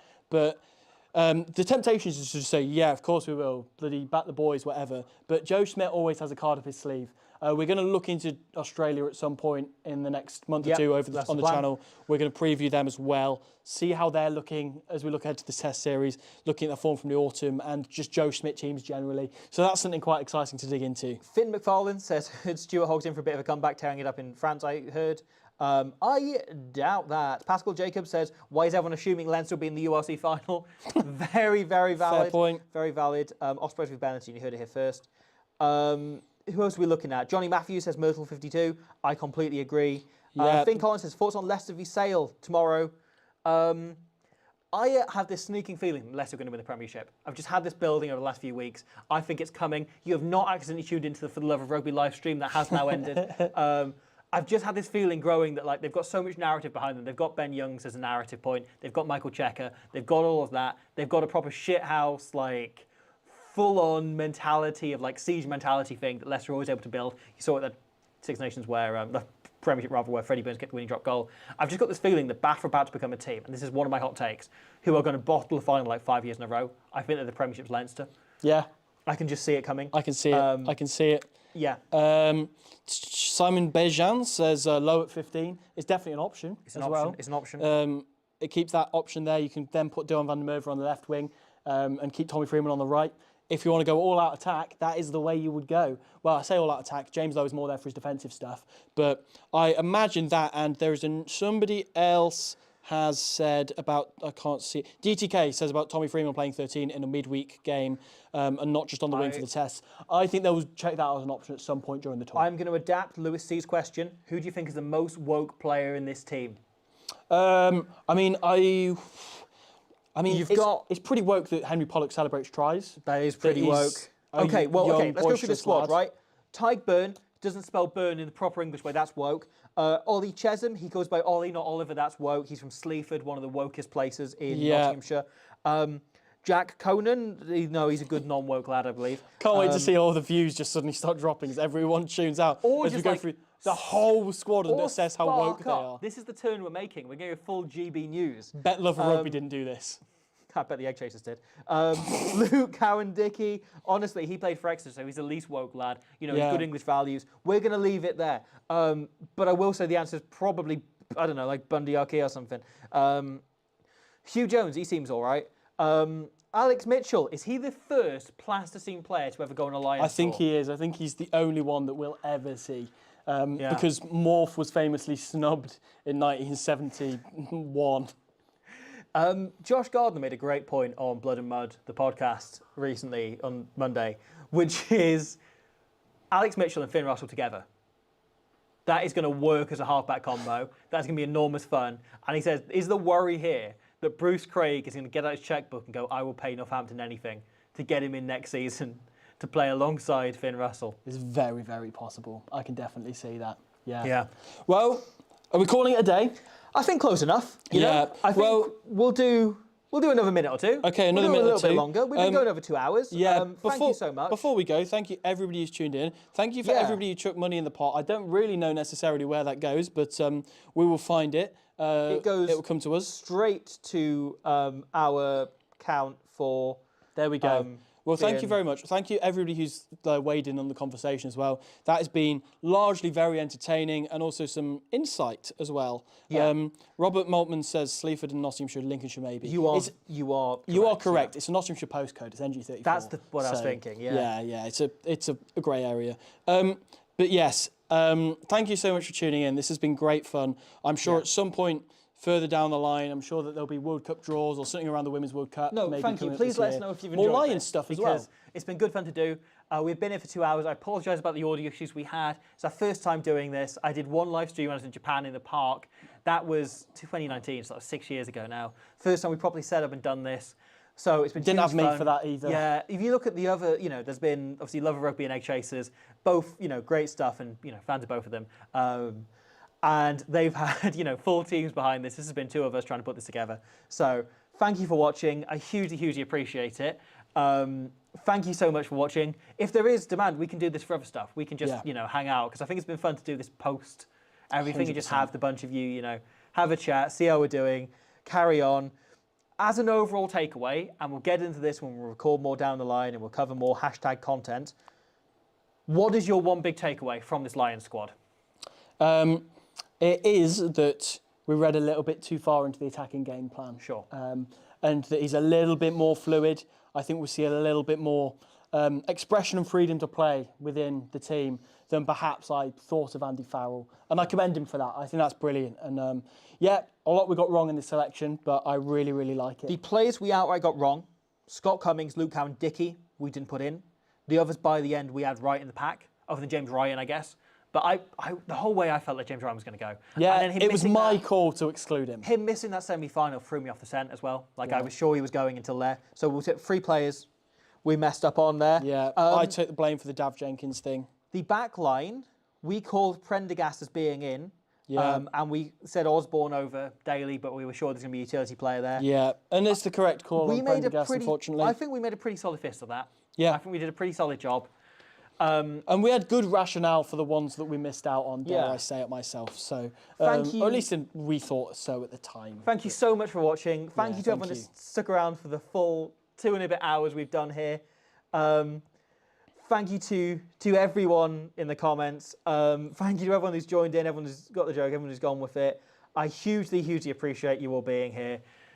It's meant a lot that you'll all be here. The fact that there are still, as we're winding down, as we're getting here, a solid 2,000 over plus 2,000. That is crazy, and that is why we've stretched it. We planned to go a few minutes, not that long post, but we've just kept going because it's been good fun. There's so many of you hanging around here, watching, joining in.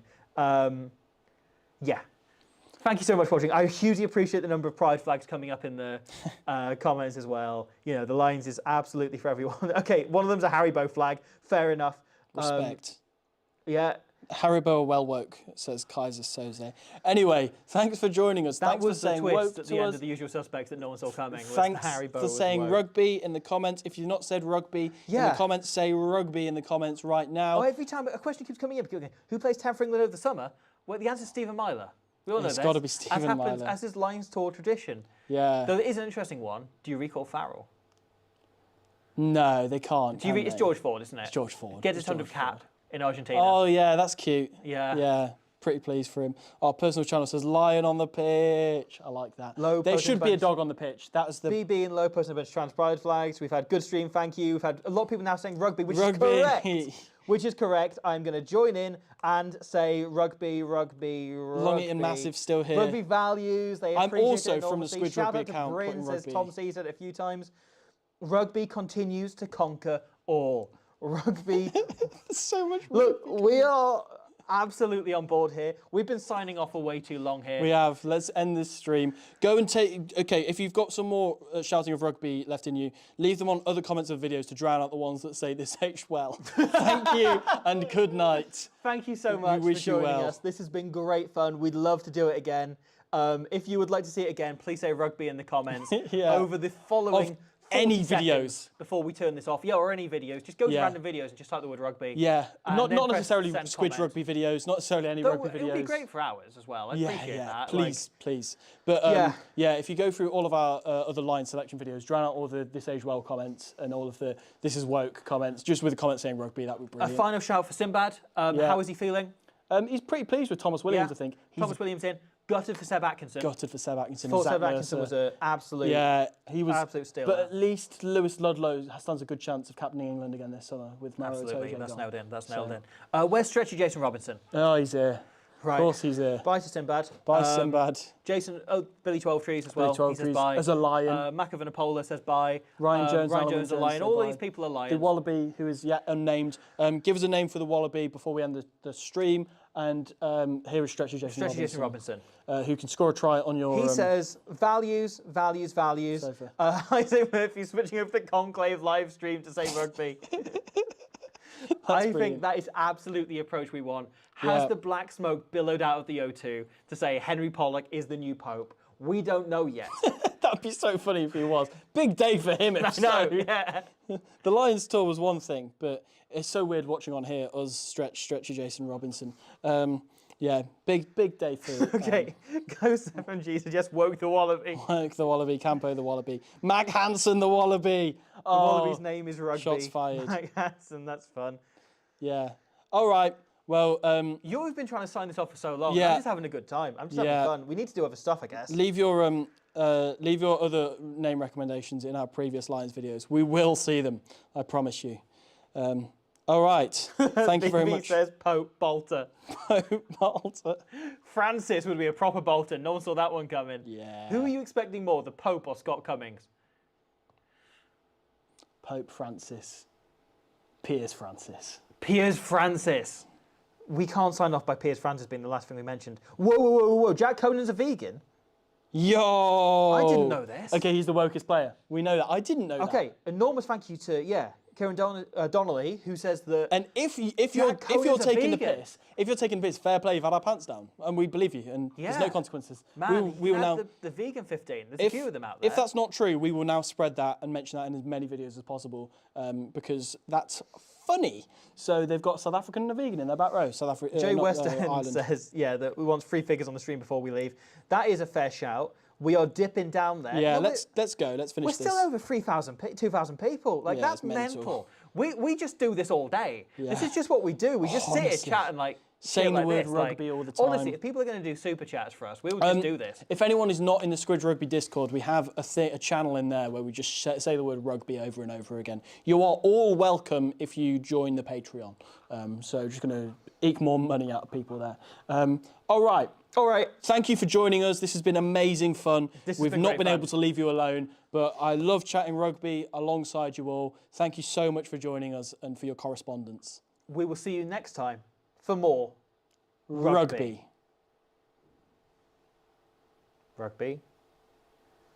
That has ended. Nice. I'll end on